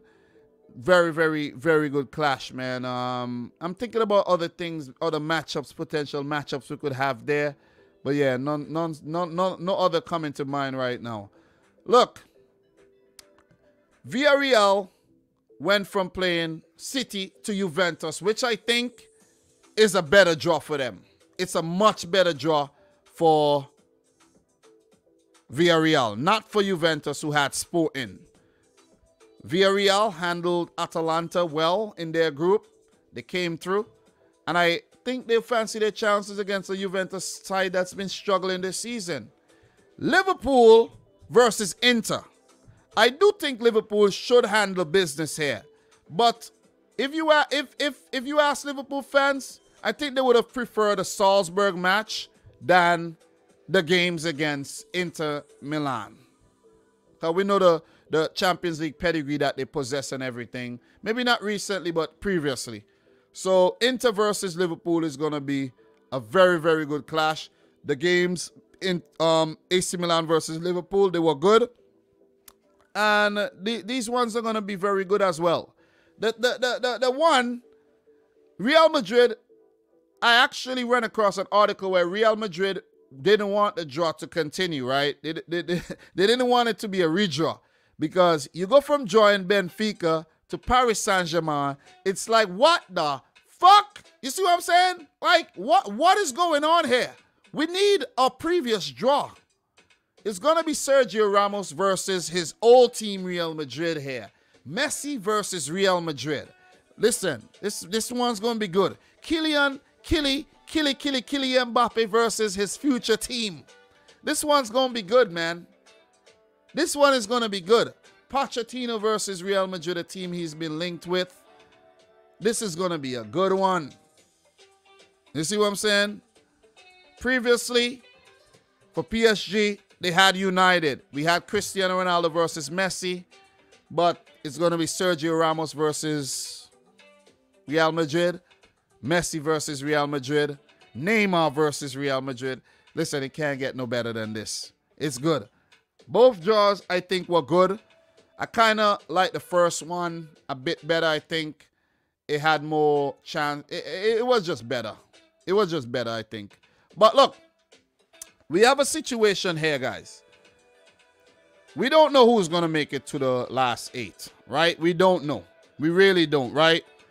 But there's a situation where we could have a big last 8. I'm talking about Chelsea, City, Juventus, one of PSG, Real Madrid, Liverpool, one of Atleti, United, Ajax, and Bayern Munich. Listen, if I didn't call, listen, I don't fancy Benfica, I don't fancy Salzburg to go through. Listen, this year's Champions League, like we've been saying every single year, could be one of the best. Even the UEFA messed up and the competition is like, you know, rigged. I saw during the first draw, I'm like, something's off here. You know? Because I think, right, if you do a draw, hear me out here. Hear me out. If you do a draw and the balls are in the bowl, the pot, the person picking the balls out the pot does not need to look at the balls to pick up a ball. They're big. All you need to do, put your hand in the bowl, look at what you're doing, look at the camera, smile, shuffle the balls, and pick one up. When you have it in your hand, then you look at the ball and open the ball. When you're looking in the bowl and scrambling, that does not make any sense. You can look at the ball that you put in from that bowl and keep looking at it and pick it up. Who are you kidding, UEFA? Who are you kidding?